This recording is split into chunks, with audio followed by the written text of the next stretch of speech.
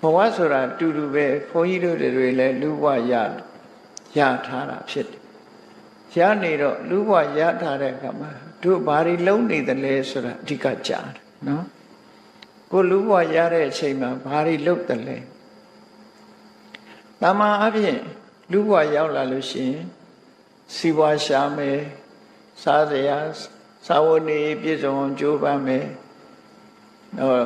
တမန်အပြင်ပြောမယ်ဆိုလို့ရှိရင်အရွယ်ရောက်လာရင်အိမ်တော်ပြုကြတယ်မိသားစုဘဝမှာနေကြတယ်ဒါထုံးစံလို့ဖြစ်နော်ဒါထုံးစံလို့ဖြစ်အဲ့တော့ဒီလုတ်တွေကိုပြောတာမဟုတ်ဘူးလူဘဝဖြစ်လာလို့ရှိရင်လူသားတွေရဲ့ထုံတန်းစင်လာရဘယ်နိုင်ငံကဘာလူမျိုးဘာဘာသာကိုကိုးကွယ်သူပဲဖြစ်ဖြစ်လူဘဝရောက်လာလို့ရှိရင်နံပါတ်1စီးပွားရှာကြတယ်စာဝတ်နေပြည့်စုံအလုပ်လုပ်ကြရတယ်အလုပ်လုပ်တဲ့အခါမှာကွဲပြားခြားနားမှုရှိတယ်သူစရိုက်နဲ့ကောင်းရောင်းကောင်းဝယ်ကိုချင်းတရားမပြတ်အလုပ်လုပ်တာရှိတယ်လို့ကိုချင်းတရားပြတ်ပြီးတော့တပည့်သားတွေကိုနိဒ္ဒဆုံးရှုံးအောင်ဒုစရိုက်လုပ်ငန်းနဲ့အသက်မွေးတာလားသူစရိုက်နဲ့လုပ်ငန်းနဲ့အသက်မွေးတာလားဆိုဒီနှစ်ခုကတော့ကွဲပြားခြားနားတယ်အဲ့ဒီကွဲပြားခြားနားမှုကိုကြည့်ပြီးတော့သူစရိုက်လုပ်ငန်းနဲ့ကွဲပြားအသက်မွေးတဲ့ပုဂ္ဂိုလ်တွေဟာရှေးဘုံရာအဖြစ်ကောင်းရောင်းကောင်းဝယ်မေတ္တာစေတနာနဲ့ဖက်သားကိုထိခိုက်မှုမရှိအောင်မိမိဘဝတဝမ်းတစ်ခါလှဖို့အရေးကြိုးစားကြအဲ့ဒီကြိုးစားမှုကြောင့်အကုသိုလ်တွေမဖြစ်လို့လူဘဝမှာမိသားစုကိုတရားသဖြင့်လောက်ကင်ဆောင်ရွက်ကျွေးမွေးသွားကြတဲ့ပုဂ္ဂိုလ်တွေဟာတရားမပြည့်ကုသိုလ်ကမ္မပဒတရားနဲ့ဖက်ပြီးတော့ကြိုးစားသွားလို့ရှိရင်တော့တည်တဲ့အခါမှာလူဘဝပြန်ရခြင်းလည်းရမယ်သို့မဟုတ်ဓိတဲ့မြင့်တဲ့နတ်ဘဝရောက်ခြင်းလည်းရအဲ့ဒါလိုမဟုတ်ဘဲနဲ့ဒုစရိုက်အလုပ်တွေနဲ့တွဲဖက်ပြီးတော့မကောင်းတဲ့အလုပ်တွေနဲ့တစ်သလုံးဝမ်းစာရှာပြီးသွားတဲ့ပုဂ္ဂိုလ်တွေကြတော့လူဘဝဆိုတာတခဏမျှသာဖြစ်ပြီးတော့ဓိတဲ့ဒုက္ခရောက်တဲ့ဘုံဘဝကိုကြဆင်းသွားချတာများတယ်ပေါ့ဒီဘုံရအလွန်များဖျားပွင့်တဲ့အခါမှာမြတ်စွာဘုရားက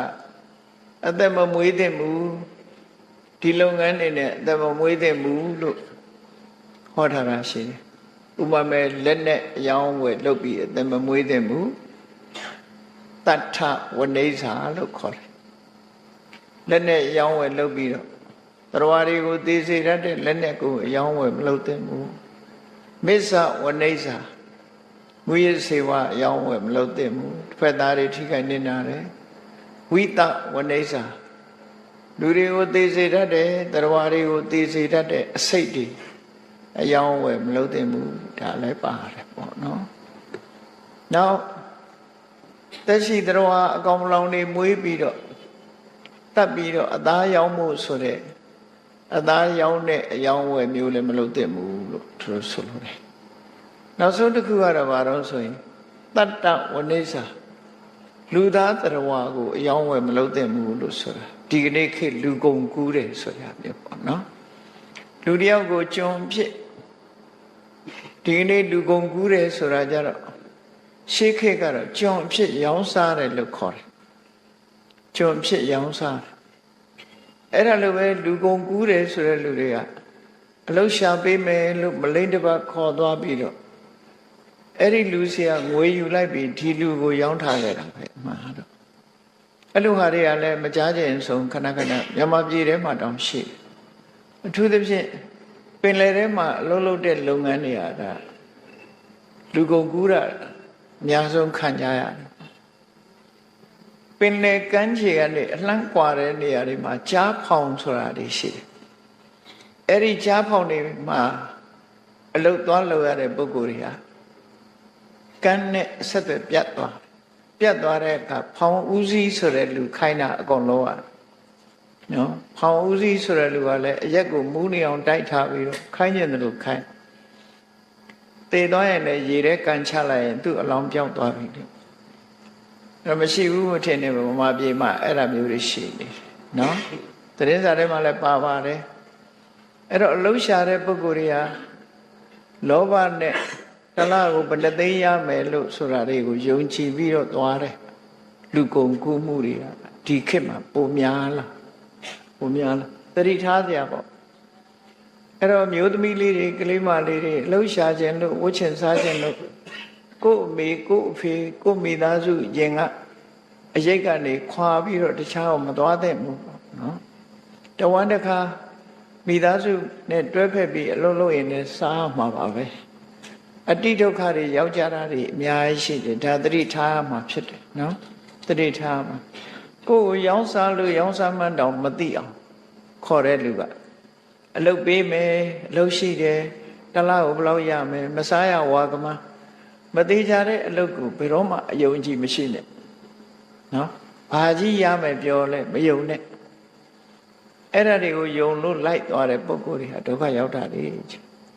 အမျိုးသမီးလေးတွေမပြောနဲ့အမျိုးသားရင်မာကြီးတွေတောင်မှပဲရောင်းစားခံရတာတွေအများကြီးပဲခဏခဏ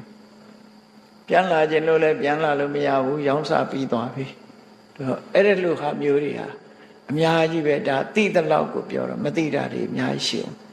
ဘယ်လိုမှဆက်သွယ်မပေးနိုင်တဲ့ပုဂ္ဂိုလ်တွေအများကြီးရှိတယ်ကဲတင်လို့မရတဲ့ပုဂ္ဂိုလ်တွေအများကြီးရှိနေဒါကြောင့်မို့လို့ကိုမိဘအရေးကနေထွက်ပြီးတော့ဘာနဲ့တူတော့ဆိုလို့ရှိရင်ကိုနေတဲ့အတိုက်ကနေပြီးတော့ပြန်တန်းတဲ့ငှက်ကလေးတစ်ကောင်ဟာလောက်စလုံးနဲ့ထိသွားသလိုဒုက္ခရောက်သွားတတ်တာမျိုးတွေဖြစ်တယ်အဲ့တော့ကိုနေရာကိုအတိုက်အုံလေးမှာပဲလောက်ကင်စားတော့ပြီးကံပေးသမျှလေးနဲ့ကျင့်တတ်ပြီးလှုပ်ကြိုးစားမယ်ဆိုလို့ရှိရင်လည်းသိချပါဗမာစကားပုံမှန်ရှိတယ်ရော့ဗရမညာရော့နဂါပဲကောင်းနော်မစားရဝါကမန်းပြောတာတွေသွားပြီးတော့မယုံညံ့နဲ့ယုံရင်ဒုက္ခရောက်မှာပဲရော့ဗရမညာရော့နဂါဆိုတာနဂါနဲ့ဗရမညာလဲတဲ့အခါမှာနဂါလည်းမြင်ရမယ်ဗရမညာလည်းမြင်ရမယ်နှစ်ခုဘာတာ system လဲလိုက်တာနော်ရော့ဗရမညာရော့နဂါဆိုတခါတည်းရတယ်ကျွတ်တင်ပြီးပေးတာမဟုတ်ဘူးဆိုလိုတာကသူပစ္စည်းကိုပစ္စည်းနှစ်ခုဆိုင်ထားပြီးမှလက်ပြောင်းလက်လှည့်လုပ်တဲ့ဟာမျိုးပဲယုံကြည်ရတယ်ဒါတောင်အတုမိသွားနိုင်သေးတယ်နော်အတုမိသွားနိုင်တယ်ရောဗရမညာရောနဂါဆောင်ဗရမညာထုကြီးနဲ့တွေ့သွားရင်နဂါဆုံးသွားအောင်မတွေ့ချင်တော့အဲ့ဒါလိုလည်းဖြစ်နိုင်တယ်ဒါကြောင့်မို့လို့လောကကြီးဟာဒီကနေ့ခေတ်ဆိုပဲအရာမှမယုံရဘူးမြတ်စွာဘုရားကဒါကြောင့်မို့တတ္တဝနိစ္စာလူတော်တွေကိုကျွန်းဖြစ်စေခိုင်းမှုရောင်းဝယ်လူကုန်ကူးတာဆိုတော့မလုပ်ရဘူးလို့ဘုရားဘာသာတွေကိုမလုပ်သင့်ဘူးဥပဒကတရားအနေနဲ့ဒီကုံသွယ်မှုတွေမလုပ်သင့်ဘူးလို့ဒီလိုဟောထားတာရှိနော်ဝနိစ္စာတုတ်လို့ခေါ်အဲ့ဒီမတပါအခုလို့မြတ်စွာဘုရားကမလုပ်သင့်ဘူးလို့ပြောထားတဲ့ဒါဘာကြောင့်မလုပ်သင့်ဘူးလို့ပြောလဲလို့ဆိုရင်တစ်ဖက်သားကိုငဲ့ညာတဲ့စိတ်ဆန္ဒတွေတစ်ဖက်သားအပေါ်မှာငဲ့ညာတယ်မေတ္တာထားတယ်အကျဉ်းနာထားတယ်ဆိုတော့ပြမဝိဟာရတရားမပြတ်ဖို့အတွက်အဲ့ဒီလိုအလုပ်တွေဟာပြမဝိဟာရတရားမေတ္တာပြတ်တဲ့အလုပ်တွေသာဖြစ်တယ်ပေါ့အဲ့ဒီလိုမေတ္တာပြတ်ပြီးတော့အမုန်းတရားနဲ့လုပ်ရမယ့်အလုပ်မျိုးတွေကိုမလုပ်ဖဲနဲ့လောကကြီးမှာကောင်းရောင်ကောင်းဝယ်နဲ့ရှားပွေစားတော့ပြီးဘဝမှာတဝမ်းတစ်ခါလှဖို့အရေးကြိုးစားကြမလုပ်ဖဲနေလို့ကတော့မရဘူးပေါ့အေးဘဝတန်တရားသွားတဲ့အချိန်လေးမှာဘလောက်ပဲကြိုးစားရှာနော်လူတယောက်ရဲ့အသက်တန်းဟာဒီ80 80ဆိုတာရေပေါ်ရအဖြစ်50 60 80ဆိုရင်တန်းကုန်သွားပြီပေါ့တန်းကုန်သွားပြီအဲ့ဒါတော့ပဲလူတွေဟာနေကြရတာဖြစ်တယ်ပေါ့ဘလောက်ပဲရှာထားလို့ချီတက်အောင်ချမ်းသာထားเสียမရှိတော့အောင်ချမ်းသာတဲ့လူပဲဖြစ်မျက်စိလေးနှလုံးမှိတ်သွားလို့ရှိရင်ဘာမှမပိုင်ဆိုင်တော့သိကြတယ်မပိုင်ဆိုင်ုံနဲ့မကဘူးသူ့အိမ်မောမှာတောင်ကြာရှည်မထားတော့တန်ဝေကယူเสียကိုပြောပြတာနော်သူဘလောက်ပိုင်ဆိုင်ဘလောက်ပဲအာနာရှိဘလောက်ပဲယာရုကြီး မျက်စိနှလုံးမှိတ်သွားတာနဲ့တပြိုင်နက်အားလုံးဆုံးရှုံးသွားပြီလို့သာမှတ်ပြီအဲ့တော့မဆုံးရှုံးတဲ့အရာကဘာလို့ဆိုရင်ကိုလုပ်တဲ့ကုသိုလ်ကောင်းမှုပဲဒါကတော့အားကိုးရမှာသိချကိုလုပ်တဲ့ကုသိုလ်ကောင်းမှုကဘာတွေတုံးဆိုတော့ကိုလုပ်တဲ့ကုသိုလ်ကောင်းမှုဆိုတာဘာလို့ဆိုရင်ဒါနကောင်းမှုသီလကောင်းမှုဒါနဆိုတာအကုန်ကြအများကြီးလှူနိုင်တတ်နိုင်တာကပတ်စံချမ်းသာမှလှူနိုင်တာသို့တော့ဒါနကောင်းမှုလုပ်ချင်လို့မရဘူးလားဆိုရတယ်နေ့စဉ်ဆုံးလေးတစ်စုံလောင်းလည်းဒါနကောင်းမှုဖြစ်တယ်အိမ်လာတဲ့ဧည့်သည်ကော်ဖီလေးတစ်ခွက်တိုက်ရင်လည်းဒါနကောင်းမှုဖြစ်ကိုစားတဲ့တည်းကတစ်လုံးတစ်စုံခွဲပြီးတော့လှူတာကျွေးတာမွေးတာဒါနကောင်းမှုဖြစ်တယ်မုံမြတ်တဲ့စိတ်စေတနာထားဖို့သာလည်းအရေးကြီးတယ်ဒါနကောင်းမှုကလွယ်လွယ်ကူကူနဲ့ဖြစ်ပါတယ်မြတ်စွာဘုရားကဘလောက်ထိအောင်ဟောထားတော့ဆိုရင်ကိုစားလို့ပြီးလို့အိုးခွက်ပကံဆေးကြောတဲ့ရေကလေးမှကတ်နေတဲ့ထွင်းလုံးဟင်းလုံးလေးတွေတောင်တရဝါလေးတွေစားကြပါစေဆိုတဲ့စိတ်နဲ့သွန်ပြစ်လို့ရှိရင်အဲ့ဒီစိတ်ကလေးတော့ထားအလကားပြစ်တာမဟုတ်ဘဲနဲ့ဒီစွန့်လိုက်တဲ့အစားအစာလေးတွေကိုတရဝါလေးတွေစားကြပါစေဆိုရင်ဒီစိတ်စေတနာလေးထားလိုက်မယ်ဆိုရင်အဲ့ဒီစိတ်စေတနာရဲ့တုံ့ပြန်လာတဲ့အကျိုးကိုရရှိခံစားရတယ်လို့ခံစားရတယ်လို့ဒီလိုပြောနော်အဲ့ဒါတော့သေးဖွဲတဲ့ဌာနကစပြီးအကျိုးပေးနိုင်တယ်လို့ပြောတာနော်တရိษံတကောင်ကိုအစာကျွေးလို့ရှိရင်အစာပေါင်း100ကိုယ်မှတုံ့ပြန်တဲ့အကျိုးရဒီလိုဆိုတဲ့တရိษံဆိုရင်လည်းကိုကအိမ်မှာမွေးထားလို့ဟောင်မောကိုက်ဖို့ရတဲ့ခွေးကျွေးတာမျိုးမဟုတ်ဘူးအိမ်မှာခိုင်းနေတဲ့နွားကျွေးတာမျိုးဒီလိုဆိုလိုတာမဟုတ်ဘူးညီသည့်တရိษံမဆိုအကျဉ်းတရားနဲ့ကျွေးလိုက်မယ်ဆိုလို့ရှိရင်ဒီဌာနဟာစာပေါင်း100စာပေါင်း100ဆိုဘာကြောင့်အဲ့လိုဖြစ်ရတာတော့ဆိုတခြားကိစ္စတွေမှာလည်းပဲရင်းနှီးမြုံနှံမှုတွေအစာပေါင်းများစွာဖြစ်တယ်ဆိုတော့အစတရားမများလုံးဘူးလားလို့မေးကောင်းမေးလိမ့်တရက်စီလေးတစ်စီးစိုက်ကြည့်ပါလားကိုစိုက်တာတစ်စီးပဲအဲ့ဒီတရက်စီကပေါက်တဲ့အပင်တစ်ပင်ကတီးလိုက်တဲ့တရက်တီးကြတော့အဲ့ဒီလိုတရတိပေါင်းများစွာရဒါနကောင်းမှုဆိုတာအဲ့ဒီတိုင်းပဲမျိုးစေ့တစ်ပင်စိုက်တာနဲ့အလားတရံတူတယ်ဖြစ်နိုင်တယ်ဆိုတာလက်တွေ့ပြလို့ရနော်ကိုစိုက်လိုက်တဲ့အသီးကိုတော့ပြန်မရတော့ဘူးအစေ့ကပုတ်သွားပြီအပင်ပေါက်ပြီးရင်ပုတ်သွားတာအဲ့တော့ဒီပင်ကတီးလိုက်တဲ့အသီးတွေကြများစွာထို့တူပဲဒါနကောင်းမှုလုပ်တာဆွန်းလေးတစ်စုံလွန်လိုက်အောင်အဲ့ဒီလောင်းလိုက်တဲ့ဆွန်းလေးကဆွန်းအစွန်းဆွန်းပေါင်း100မကကိုယ့်ကိုတုံ့ပြန်လာတဲ့အကျိုးရနိုင်သို့သောစေရနာထက်သန်မှုကအရေးကြီးတယ်ဒါနကောင်းမှုလုံတိုင်းတက္ကိသံဒါနံဒေတိတလေးတစားလှူတယ်စိတ်တိကတ္တဝါဒါနံဒေတိပူဇော်လိုတဲ့စိတ်ချီးမြှောက်လိုတဲ့စိတ်နဲ့ကျွေးမွေးတယ်သဟထဒါနံဒေတိကိုယ်တိုင်လက်နဲ့လှူဒန်းတယ်အာဂမနဒိဋ္ဌိကိုလှူတဲ့အလှူကတုံ့ပြန်လာမှသေချာတယ်ဆိုတဲ့အမြင်နဲ့လှူတယ်ဆိုဒီအလှူကပိုအရေးကြီးလာတယ်ပေါ့နော်ဒီလိုစိတ်ထားတတ်ဖို့ကပိုအရေးကြီးတယ်ဟောသီလဆိုတာကြတော့အကုန်ကြတပြားမှမရှိဘူးသူများတဲ့တတ်ခြင်းမှရှောင်မယ်သူများဥစ္စာမတရားယူခြင်းမှရှောင်မယ်သူတော်ဘာသားမယားပြစ်မှားကျွလွန်ခြင်းမှရှောင်မယ်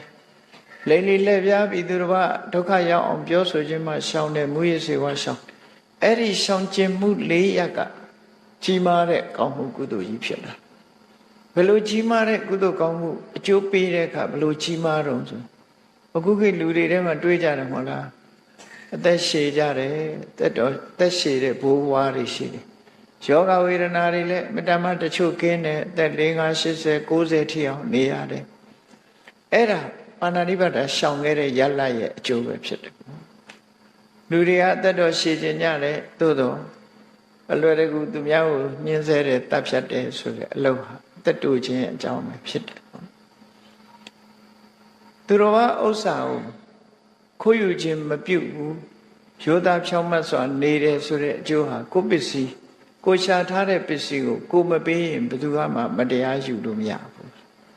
ပစ္စည်းခိုင်မြဲတယ်မီးတယ်မပါဘူးရေတယ်မပါဘူးအသိမခံရဘူးနော်အဲ့ဒါလို့အကျိုးတွေရကာမိတုမိစ္ဆာစာရရှောင်လိုက်ရင်ဘဝမှာလူချစ်လူခင်ပေါ်တယ်လူပီပီသားသားဖြစ်တယ်ဘုဒ္ဓဝါဒရှောင်လိုက်လို့ရှိရင်မတရားဆွဆွဲခံရတာမျိုးမရှိဘူး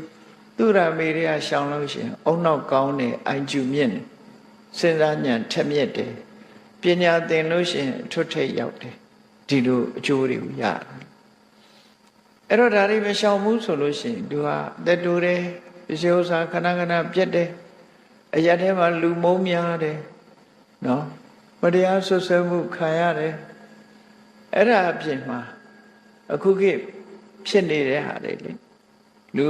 မွေးတော့မွေးလာပါရဲ့အုံနောက်ကချက်မပြေဘူးသင်လို့မရဘူးဆိုတဲ့ပုံကိုမျိုး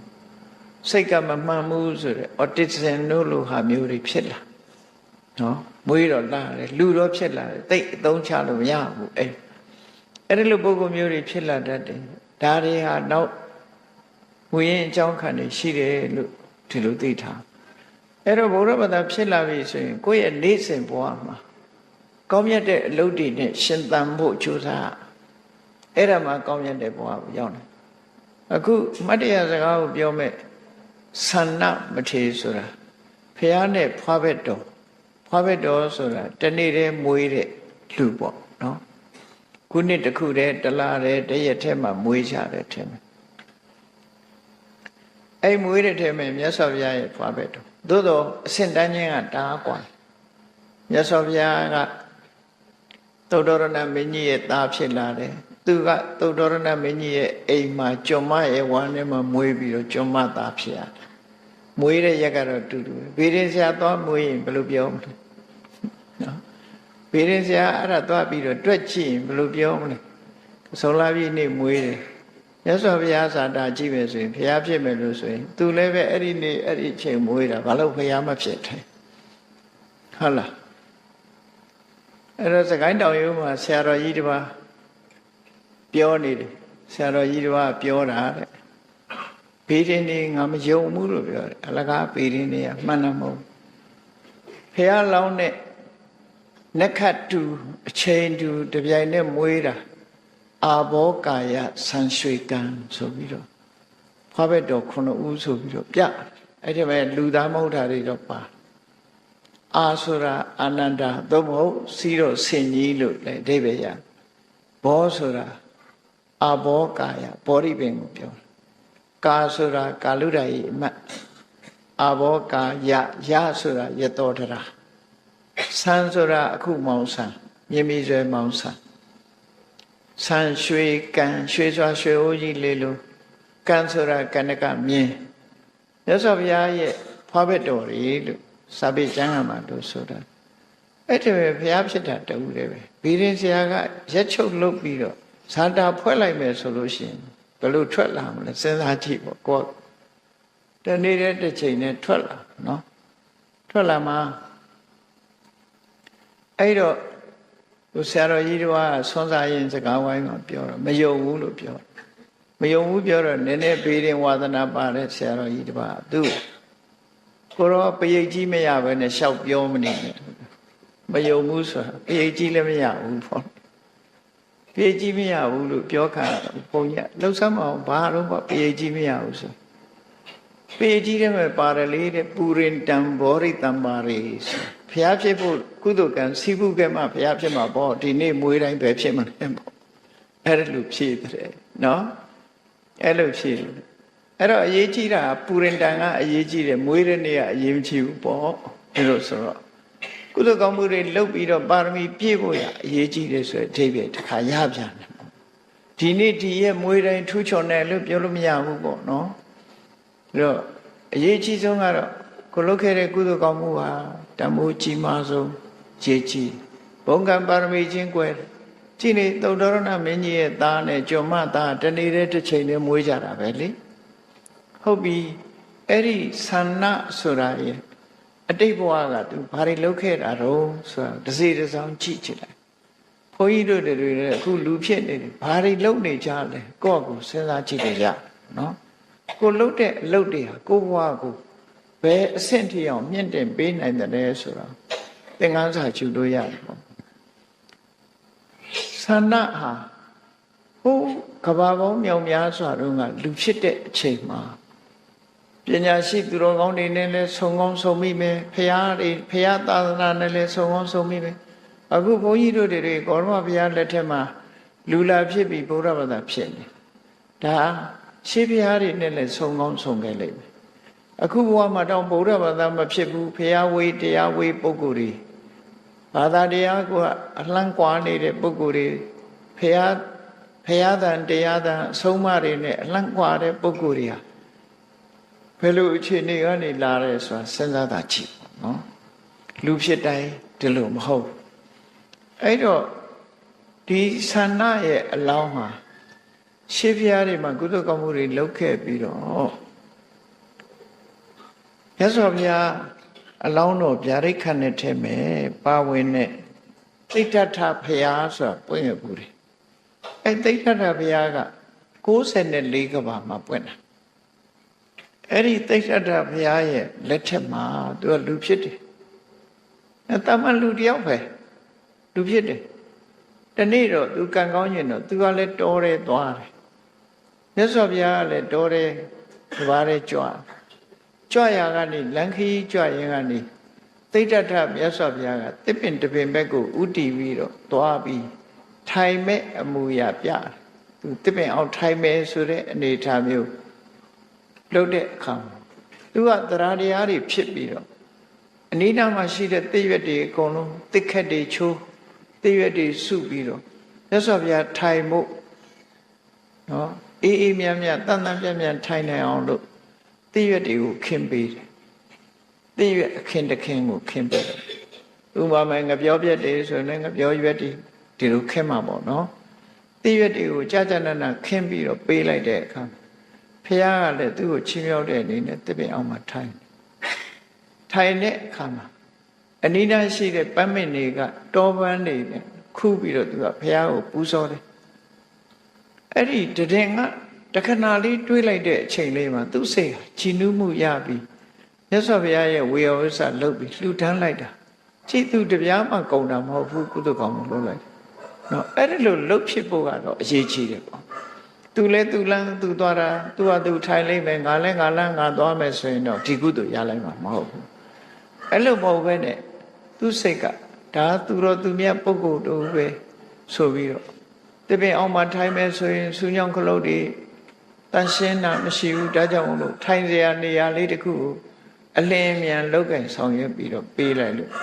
မြတ်စွာဘုရားလည်းချမ်းသာစွာထိုင်နေအဲ့ဒီအချိန်မှာပန်းနဲ့လည်းပူဇော်ပြီးတော့ချီးညိုသရာပွားခဲ့ဘူးတယ်ဒါသူ့ရဲ့ကုသိုလ်ကောင်းမှုစာထဲမှာမှတ်တမ်းတင်ထားတာသူကုသိုလ်ကောင်းမှုတွေကဒါလောက်လေးပဲရှိတယ်။နောက်အခုဒီကနေ့ကုသိုလ်ရှင်တို့ဆွမ်းစားကြောင်းကြီးလှလှပပတင်းတော့တင်းနဲ့ဆောက်ထူတာမဟုတ်ဘူး။တမန်ကုသိုလ်လေးတစ်ခုလုပ်တာနော်။အဲ့ဒါလို့ကုသိုလ်ကောင်းမှုဆိုတာတစ်ခုလုပ်လိုက်တယ်။သာသနာတော်နဲ့ဆက်ပြီးတော့ဘုရားကိုကြည်ညိုတဲ့စိတ်နဲ့ကုသိုလ်လုပ်လိုက်တယ်။လုပ်လိုက်တဲ့အခါမှာ94ကဘာမှသူလူဖြစ်လိုက်နတ်ဖြစ်လိုက်ဒီကုသိုလ်အရှိန်လေးနဲ့သူဟာကောင်းရာသူတိကိုရောက်ပြီးတော့ဘဝဆိုတာလူတွေကိုအလွန်တရားတွေကိုအလွန်ပြည့်ရပြုတ်ထက်တယ်ပေါ့နော်ဆောက်ထိုးမှုမျိုးဖြစ်စေတတ်တယ်ကံကြမ္မာတွေကိလေသာတွေဆိုတာ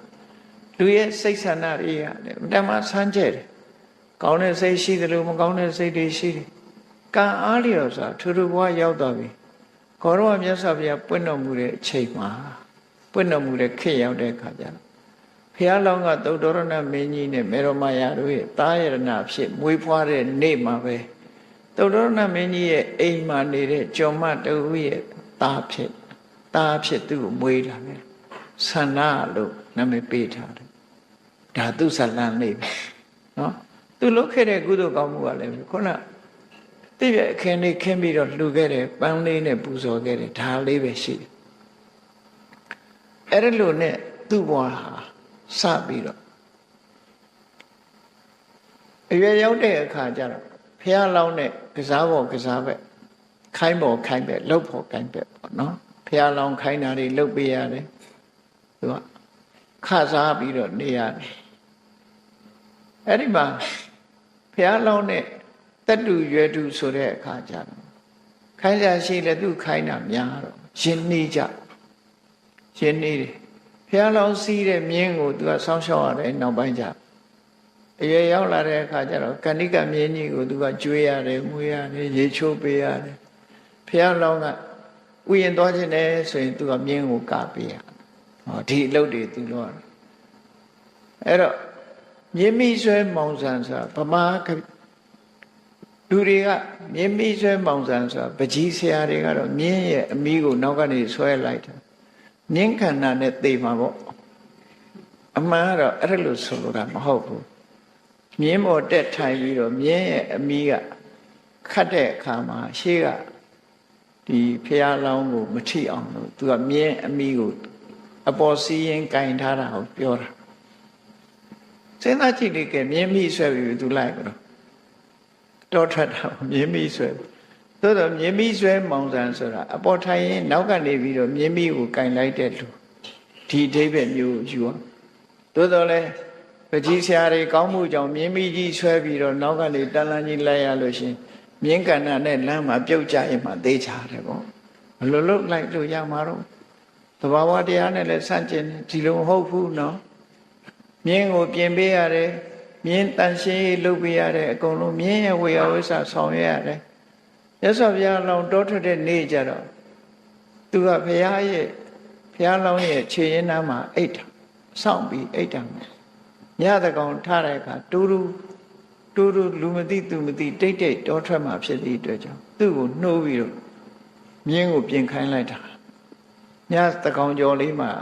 သူနဲ့အတူမြင်းစီးပြီးထွက်သွားအဲ့ဒါနောက်ကမြင်းမိတာဆွဲလိုက်ရမယ်ဆိုရင်တော့ဒုက္ခအဲ့တော့နှစ်ယောက်သားဘုရားလောင်းကရှေ့ကစီးတယ်သူကနောက်ကစီးပြီးမြင်းမိကိုထိန်းထားတယ်အဲ့ဒီလိုနဲ့သွားကြတောထွက်သွားတာဒါဘုရားဝင်ကြောင်းလေးကဒီလိုသူနဲ့တူတူတောထွက်သွားတောထွက်သွားပြီးတော့အတော်မတောင်ငန်းရောက်တဲ့အခါကျတော့ဘုရားလောင်းကပါလာတဲ့တန်လျက်တာနဲ့ခေါင်းဆံပင်ကိုရိပ်ဖြတ်လိုက်တယ်အဲ့ဒီဆံပင်ရိပ်ဖြတ်လိုက်တာဟာခုခေတ်လူတွေလက်နှစ်သက်လောက်အတိုင်းတာဘူကေထားတဲ့ဆံပင်လောက်တော့ရှိတယ်နော်စဉ်းစားကြည့်ပေါ့ရှေးတုန်းကတော့ဆံတုံးထုံးတာဆံတုံးကစုပြီးထုံးထားတဲ့အရင်ကနေဖြတ်လိုက်တဲ့အခါမှာအဲ့ဒီဆံပင်ကဖိထားတဲ့အတိုင်းဘေးကိုပြေကျမသွားပဲနဲ့ဖိထားတဲ့အတိုင်းပဲကော်နဲ့ကတ်ထားသလိုပုံစံလေးဖြစ်ပြီးမြတ်စွာဘုရားရဲ့ခေါင်းမှာအလောင်းတော်ရဲ့ခေါင်းဟာဒီနောက်ထပ်ဆပင်ကတီးတဲ့ရှေးမလာတော့ရပ်တန့်ပြီးတော့သွားတသက်တာလုံးဒီဆပင်ကဒီတိုင်းပဲနေအဲ့ဒါကိုကပုဆရာတွေကအပေါ်ကနေပြီးတော့အလုံးကြီးတင်လိုက်တဲ့အခါကျတော့စတုံးကြီးလိုဖြစ်သွားပြန်တကယ်ကတော့အဲ့လိုမဟုတ်ပါနော်အဲ့လိုမဟုတ်ဘူးဘုရားဆရာတွေကောင်းမှုကြောင့်လည်းဒုက္ခရောက်တာပဲအဲ့တော့ဘုရားကစတုံးနဲ့လားလို့ထင်ကြတယ်မဟုတ်ဘူးဘုရားစတုံးနဲ့မဟုတ်သဘောနားလည်ဖို့ရရှေးတုန်းကမြန်မာနိုင်ငံမှာလည်းပဲအတူတူပဲယောက်ျားဖြစ်ဖြစ်မျိုးသမီးပဲမျိုးသားပဲဖြစ်ဖြစ်စတုံးထုံးတယ်မျိုးသားတွေစတုံးထုံးတဲ့အခါဘုန်းကြီးတို့ငယ်ငယ်တော့တွေ့တော့ရောင်ကိုနောက်တွဲနဲ့တစောင်းထုံးတယ်ဒါယောက်ျားတွေထုံးပုံပေါ့နော်အဲဒီရှေးခေတ်ကတော့မင်းကြီးမင်းသားမင်းတို့မင်းရုပ်တုတို့တီဘောမင်းရုပ်တုတို့ချီပေါ့အပေါ်မှာထုံးထားတာလေအဲ့ဒါလို့ထုံးထားတဲ့အခြေကနေပြီးတန်လျက်ဓာတ်နဲ့ဖြတ်လိုက်တဲ့အခါကျအဲ့ဒီသပင်ကရှိနေတာဖိထားတဲ့အတိုင်းလေးရှိနေနော်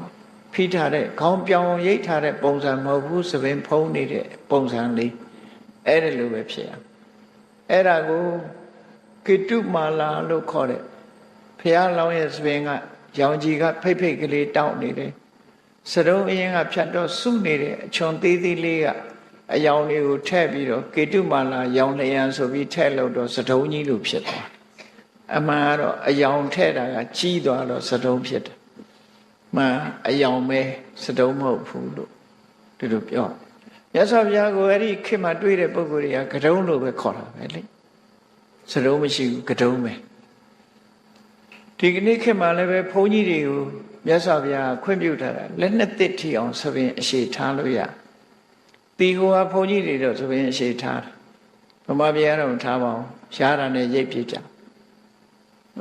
တပတ်တစ်ခါရိပ်တယ်ဗမာပြည်ကများတပတ်တစ်ခါရိပ်ကြသူက2လထားနိုင်တယ်သို့မဟုတ်လက်နှစ်တစ်အရှိထားမယ်ဝိနည်းကျမ်းမှာ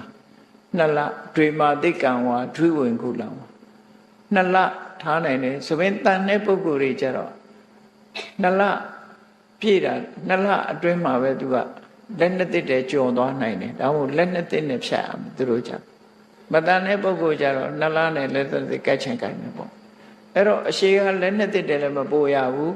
အချိန်ကလည်းပဲ2 လတည်းမပို့ရဘူးလို့ဆိုလို့တယ်2 လတစ်ခါရိတ်ခိုင်းတယ်ဒါကဘုန်းကြီးတွေအတွက်ဝိနည်းစိကအဲ့ဒါလို့မြတ်စွာဘုရားရဲ့လောင်းတော်သဘင်တီတို့ဖြတ်ပြီးတော့6 နှစ်ပါလုံးဒုက္ခရစိရိယကျင့်တောထွက်ခဏလေးမှာဆန္ဒနဲ့ကန္တကမြင်းကိုမင်းတို့ပြန်ကြနှုတ်ဖို့ဆိုရင်ငါပဲသွားမှမသိတော့အိမ်ကလူကြီးတွေပိုစိတ်ဆင်းရဲလိုက်မယ်မင်းတို့ငါနဲ့လိုက်လို့မရဘူးပြန်ဆိုတော့ခိုင်းလိုက်တဲ့အခါကန္တကမင်းကြီးကမြင်းကြီးကတိရစ္ဆာန်ဆိုတာလူကိုခင်တဲ့နေရာမှာလူသားချင်းနဲ့ပိုခင်တတ်တယ်နော်ခွေးတွေရဲ့ဝတ္ထုတော့ရှိတာပေါ့နိုင်ငံသားတွေမှာဆိုရင်ဘော်ဘီဆိုတဲ့ခွေးကြီးကသူ့သခင်တည်သွားတဲ့အခါအဲ့ဒီသူ့သခင်မြုပ်တဲ့နေရာကနေပြီးတခြားထွက်မသွားလို့သူလည်းအဲ့ဒီနေရာမှာပဲတည်သွားတယ်ဆိုတာရှိတယ်ပေါ့နော်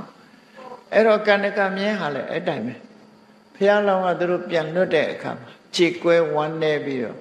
အဲ့ဒီနားမှာတင်သူကဆုံးသွားတယ်အနော်မတောင်ကမ်းမှာတည်းဆုံးသွားတယ်နော်မတောင်ကမ်းမှာပဲမြင်းကြီးကတည်ဆုံးသွားအဲ့ဒီမှာမောင်ဆန်းတယောက်တည်းပဲဘုရားလောင်းရဲ့ဝတ်ဆင်ထားတဲ့အဝတ်စားတွေမြင်းပေါ်မှာဆင်ထားတဲ့တစားတွေတည်ပြီးတော့ကုန်းကြောင်းပြန်သွားတယ်သူတိုက်ပြည်ကိုကုန်းကြောင်းပြန်သွားတယ်အဲ့ဒီမောင်ဆန်းနော်မြတ်စွာဘုရားပထမဆုံးကပိလဝတ်ပြည်ကိုပြန်ကြွလာတယ်6 နှစ်တရားအထုတ်ပြီးတော့9 နှစ်မြောက်မှာသုတ္တရဏမင်းကြီးကပင့်လို့နေပြည်တော်ကိုပထမဆုံးအချိန်ပြန်ရောက်တဲ့အချိန်မှာညာတိတမဂမလို့ခေါ်တယ်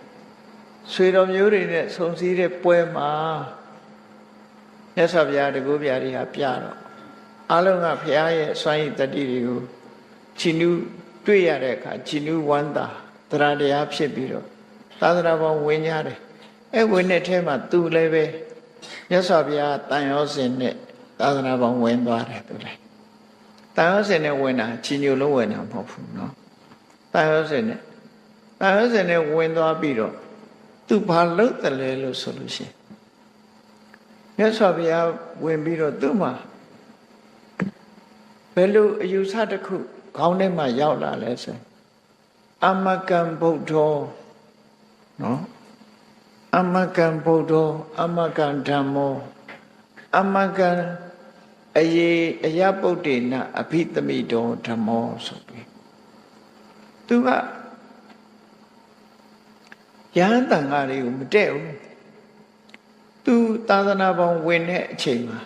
မြတ်စွာဘုရားအနိဗ္ဗာန်မှာဒီမြတ်စွာဘုရားရဲ့အခတာဝကဆိုတဲ့ရှင်သာရိပုတ္တရာဒုတိယအခတာဝကဆိုတဲ့ဒီရှင်မောကလန်တို့ကျန်တဲ့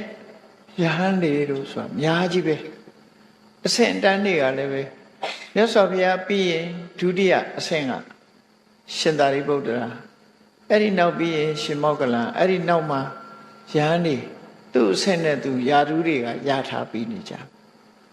အဲ့ဒီဟာကိုသူကလုံးဝမကျေနပ်ဘူးလူတွေးတာပေါ့နော်လူတွေးတာဘလို့တွေးတော့ဆိုတောထွက်တုံးကငါနဲ့ငါရဲ့အရှင်သား2 ယောက်တည်းထွက်တာတို့ညာကြီးတောထွက်သွားကြအဲ့ဒီတော့ငါလိုက်ပို့ရတာဟောဒီလိုတွေးမှာပေါ့ခုခေတ်လည်းလူတွေးတာလေနော်ငါလိုက်ပို့ရတာအမလီခုမှလာပြီးတော့လူစွာလုံနေကြတယ်သာရိပုတ္တရာနဲ့မောက္ကလန်နဲ့သူတို့ကဘုရားနာကပ်ပြီးတော့လူစွာလုံနေကြတယ်ဆိုမကျေနပ်ဘူးတန်ဃာတွေကိုဘယ်သူမှမကျေနပ်ဘူးပင်စဝဂီတွေလည်းရန်လုံတယ်ကျန်တဲ့ပုဂ္ဂိုလ်တွေလည်းအကုန်ရန်လုံတယ်ဒါကြောင့်မို့လို့သူကဘုရားနဲ့တရားကိုပဲသူကချီးညိုတယ်တန်ဃာကိုမချီးညိုဘူးသူပြောပုံလေးကြည့်အမကံဗုဒ္ဓောဘုရားကဒုဘုရားအမကံဓမ္မောဒုဘုရားငါတို့ရဲ့ဘုရားသိတာမို့ငါတို့တရားငါတို့ပိုင်တာမင်းတို့လည်းမဆိုင်ဘူးလို့ဆိုတယ်အမကံအယပုဒ္ဒေနဓမ္မောဘိသမိတောငါရဲ့အရှင်သခင်သားသိတဲ့တရားခုမှလာပြီးတော့လူစွာလုံနေကြတယ်ဆိုအရေးကိုမဆိုင်ဘူးသူကယိုသိမ့်ပေးဘူးဘုရားနဲ့တရားလွင်ကျန်တာတွေကောင်းတဲ့မထည့်ဘူး မြတ်စွာဘုရားကခေါ်ပြီးတော့အချိန်ချင်းပြောတယ်ဆန္ဒအဲ့လိုမလုပ်ရဘူးကိုယ်ရကြီးတဲ့ပုဂ္ဂိုလ်လေးစားရတယ်ဆိုမရဘူးသူကနော်မရဘူးငယ်ငယ်တုန်းကသာပြောလို့ရကောင်းရမယ်တက်တူရွယ်သူဆိုပြောမရဘူးခေါင်းမာတာအဲ့လိုမြတ်စွာဘုရားအသက်80ရှိတော့သူလည်းအသက်80ပြောလို့မရဘူးဘယ်ဘုန်းကြီးမှမတည့်ဘူးသူကအဲ့လိုနေလာတယ်အဲ့တော့ဘယ်သူနဲ့မှဖက်မလို့ပြောလို့ဆိုလို့ခက်နောက်ဆုံးကြတော့မြတ်စွာဘုရားပြိဋိဘံသံဃာနေကြတော့သန္နယဟန်ကိုဗြဟ္မထံတန်ဃာတွေကဗြဟ္မဒန္တမြင့်မြတ်သောဓမ္မပေးလိုက်ကြသူဒီလိုဓမ္မပေးမှသူဟာအတိတရားရပြီတရားဥတရားမြတ်ရလိမ့်မယ်ငါတက်တော်တရားရှိနေတဲ့ချိန်မှာသူ့မာနကိုချိုးလို့မရဘူးသူ့မာနကိုချိုးလို့မရဘူးဒါကြောင့်ဒီမာနကိုဖယ်ရှားဖို့ရအတွက်ဗြဟ္မထံပေးလို့ဆိုရှင်အနန္ဒာကိုမှားတယ်ရှင်အနန္ဒာကအရှင်ဘုရားဗြဟ္မထံဆိုတာဘယ်ဟာခေါ်တာတော့ဆိုအေးဆန္ဒလှုပ်ချင်အောင်လှုပ်ပါစေပြောချင်အောင်ပြောပါစေသူ့ကိုဖက်လုပ်ပြီးစကားမပြောကြနဲ့မဆုံးမကြနဲ့ကျင်ထားလိုက်လို့ဆိုလို့ပေါ့နော်အဲ့ဒီဓမ္မပေးတာရသော်ဘုရားပြိဋိဘံဆံသွားတဲ့အခါမှာငကိုကမှဖះမရှိတော့အားငယ်နေရတဲ့ထင်မယ်ရှင်အနန္ဒာကသွားပြီးတော့ဆန္ဒကိုဥဆန္ဒကိုရောကိုမြတ်စွာဘုရားပြင်ပထံပေးထားခဲ့တယ်ရှင်ဘုရားလှုပ်ချင်တာလှုပ်အင်္ဂါတွေကဘာမှမပြောကြနဲ့လို့မြတ်စွာဘုရားကမှားသွားတယ်ဆိုငကိုကမှဘုရားပြိဋိဘံဆံလို့အားငယ်နေရတဲ့ခြားထဲမှာပြင်ပထံပေးခံလိုက်ရတဲ့အခါမှာသူဟာမူးမဲ့ပြီးတော့လဲကျသွားတယ်စိတ်တေတာအညစ်ပြီးတော့မူးလဲသွားအေးအဲ့ဒီအချိန်ကျတော့မှသူဟာပြန်လဲတောင်းပန်ပြီးရှင်အနန္ဒာစီကတရားဓမ္မတောင်းဆိုတဲ့အခါရှင်အနန္ဒာကနေဖြောင်းပြပြီးတရားလေးပါလေးဟောပေးလိုက်တဲ့အခါမှာသူကယဟန္တာဖြစ်နော်ဘဝဆိုတာလူရဲ့မာနဆိုတာချိုးဖို့ရတော့ခက်တယ်နော်သူကလည်းသူ့မာနနဲ့သူအဲ့လိုနေတက်80ပြည့်မှပြပဒံပေးလိုက်တဲ့အခါမှာစိတ်နှလုံးတုန်လုံးခြောက်ခြားပြီးတော့မှပြန်နေပြီးသူ့စိတ်ကိုသူပြင်တဲ့အခါမှာသူကယဟန္တာဖြစ်သွားတယ်အဲ့ဒီယဟန္တာဖြစ်သွားတဲ့အခါကျတော့မှသူကအမှတ်တရစကားကိုသူပြောခဲ့တာဖြစ်တယ်ပေါ့နော်အမှတ်တရစကားကိုသူဘာပြောတော့သူပြောတဲ့အမှတ်တရစကားကသုတ္တဝါနဓမ္မံမဟာတောမဟာရတံသဗ္ဗညုတင်ညာနာဝရေနထေတိတံဆိုလိုတဲ့အဓိပ္ပာယ်ကဓမ္မခတ်သိမ်းကိုသိတော်မူတဲ့မြတ်ဖရာဟောကြားခဲ့တဲ့အလွန်ကြီးမြတ်တော်မူလာတဲ့မြတ်စွာဘုရားရဲ့ကြီးမြတ်တော်အလွန်မွန်မြတ်တဲ့အရာသာရှိတဲ့တရားဓမ္မကိုသူနာယူလိုက်ရတယ်တဲ့မြတ်စွာဘုရားစီကတရားဓမ္မနာလူနိုင်ရသုတ္တဝါနဓမ္မံမဟာတောမြတ်စွာဘုရားဟာလွန်ကြီးမြတ်တဲ့ခုံတွေရှိတယ်မဟာရတံမြတ်စွာဘုရားဟောကြားတဲ့ဓမ္မရဲ့အရာသာဟာလည်းပဲတန်မြတ်ဥက္ကလွတ်စေနိုင်လောက်ထူးမြတ်တဲ့အရာသာရှိတဲ့တရားဖြစ်တယ်အဲ့ဒီတရားကိုသူကြားနာလိုက်ရတဲ့အခါမှာတဲ့မက္ခံပฏิပိစေအမတ္တပတ္တိယဘယ်တော့မှမတည်ရတဲ့နိဗ္ဗာန်ကိုရောက်ရှိဖို့ရအတွက်လမ်းကြောင်းတစ်ခုကိုသူဟာမက္ကိ၈ပါးအကျင့်တရားကိုကျင့်ကြံကြိုးကိုအထောက်ခဲ့ပါတယ်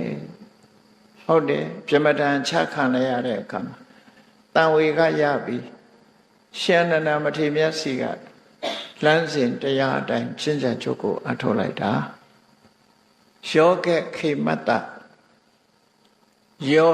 သောယောဂခေမတ္တပဋ္ဌတ္တကောဝိတောမြတ်စွာဘုရားကမင်္ဂန်နဲ့လမ်းကြောင်းကိုပြတ်သားပြီးတော့ခေါ်ချဆုံးမတဲ့အတိုင်းသူဟာကျင့်ကြံကြိုးကိုအားထုတ်လိုက်ပါတယ်တဲ့အားထုတ်ခဲ့ပါတယ်အဲ့ဒီတရားဓမ္မကိုဟောတဲ့မြတ်စွာဘုရားဟာလောကမှာအတွေ့အတာတွေအားလုံးကိုကင်းပြတ်သွားစေတဲ့လမ်းကြောင်းအရာမှာအလွန်ကျွမ်းကျင်တဲ့ပုဂ္ဂိုလ်သူမြတ်ဖြစ်ပါပေတယ်လို့ မြတ်စွာဘုရားကုံကိုအာယုပြုပြီးဒီအမှတ်တရစကားကိုပြောတာနော်ဘုရားဟောတဲ့အကျဉ်းညွတ်ပြောရမယ်ဆိုရင်ဘုရားဟောတဲ့တရားကိုသူလာပြီးတော့သူဟာမှန်ကန်တဲ့လမ်းကြောင်းပေါ်ရောက်ရှိကနိဗ္ဗာန်ရဲ့အကြောင်းတရားကိုကျင့်သုံးခဲ့တာပါလို့ဒီလိုဆိုတာနော်အဲ့ဒါလိုအမှတ်တရစကားပြောပြီးသူဟာယန္နာဖြစ်ကိုရောက်ရှိကြောင်းကြော်ညာပြောဆိုခဲ့တဲ့စကားလေးတစ်ခုရှင်သာနာမထေရမှတ်တရစကားဖြစ်မိန့်ကြားပြောဆိုခဲ့တယ်မှတ်သားနာယူကြတယ်ပေါ့နော်နောက်တစ်ခါဒုတိယ80မြောက်မှတ်တရစကားကိုပြောတဲ့မထေရကတော့ပုံနာမထေရလို့ခေါ်တယ်ပုံနာမထေရအဲ့ဒီပုံနာမထေရရဲ့အကြောင်းသူ့ရဲ့အမှတ်တရစကားလေးကိုမနာယူမီသူ့ရဲ့ဘဝစာကြောင်းလေးကိုကြည့်ကြည့်ရအောင်သူဟာသူလည်းပဲဘဝတစ်ခုစပြုတဲ့အခါမှာတာမန်ပုဂ္ဂိုလ်တရားအနေနဲ့ပဲစခဲ့တာဖြစ်တယ်ပေါ့နော်တာမန်တဲ့သူတော်ကောင်းတွေရဲ့အဆုံးအမဘုရားရှင်တို့ရဲ့အဆုံးအမကိုရပြီးကုသိုလ်ကောင်းမှုတွေလုပ်တယ်လွန်ခဲ့တဲ့62ကဘာမှာဘုရားမပွင့်တဲ့အချိန်ခါမှာသူကလူဖြစ်တယ်ဗုဒ္ဓတုံညလို့ဘုရားမပွင့်တဲ့ကဘာတွေကမြောင်များစွာရှိတယ်ဘုရားမပွင့်တဲ့ကဘာမှာဆိုလို့ရှိရင်ဒီစကြဝဠာမင်းတို့သူတော်သူမြတ်တွေတို့ယသိသူတော်စင်တွေတို့ကနေပြီးတော့လူတွေရဲ့ဒါနသီလကျင့်နည်းကျင့်ကြံနည်းတွေကိုဟောပြောဆုံးမခဲ့ကြတာဖြစ်တယ်ပေါ့အဲ့ဒါလို့ဘုရားမပွင့်ခင်ခေတ်မှာ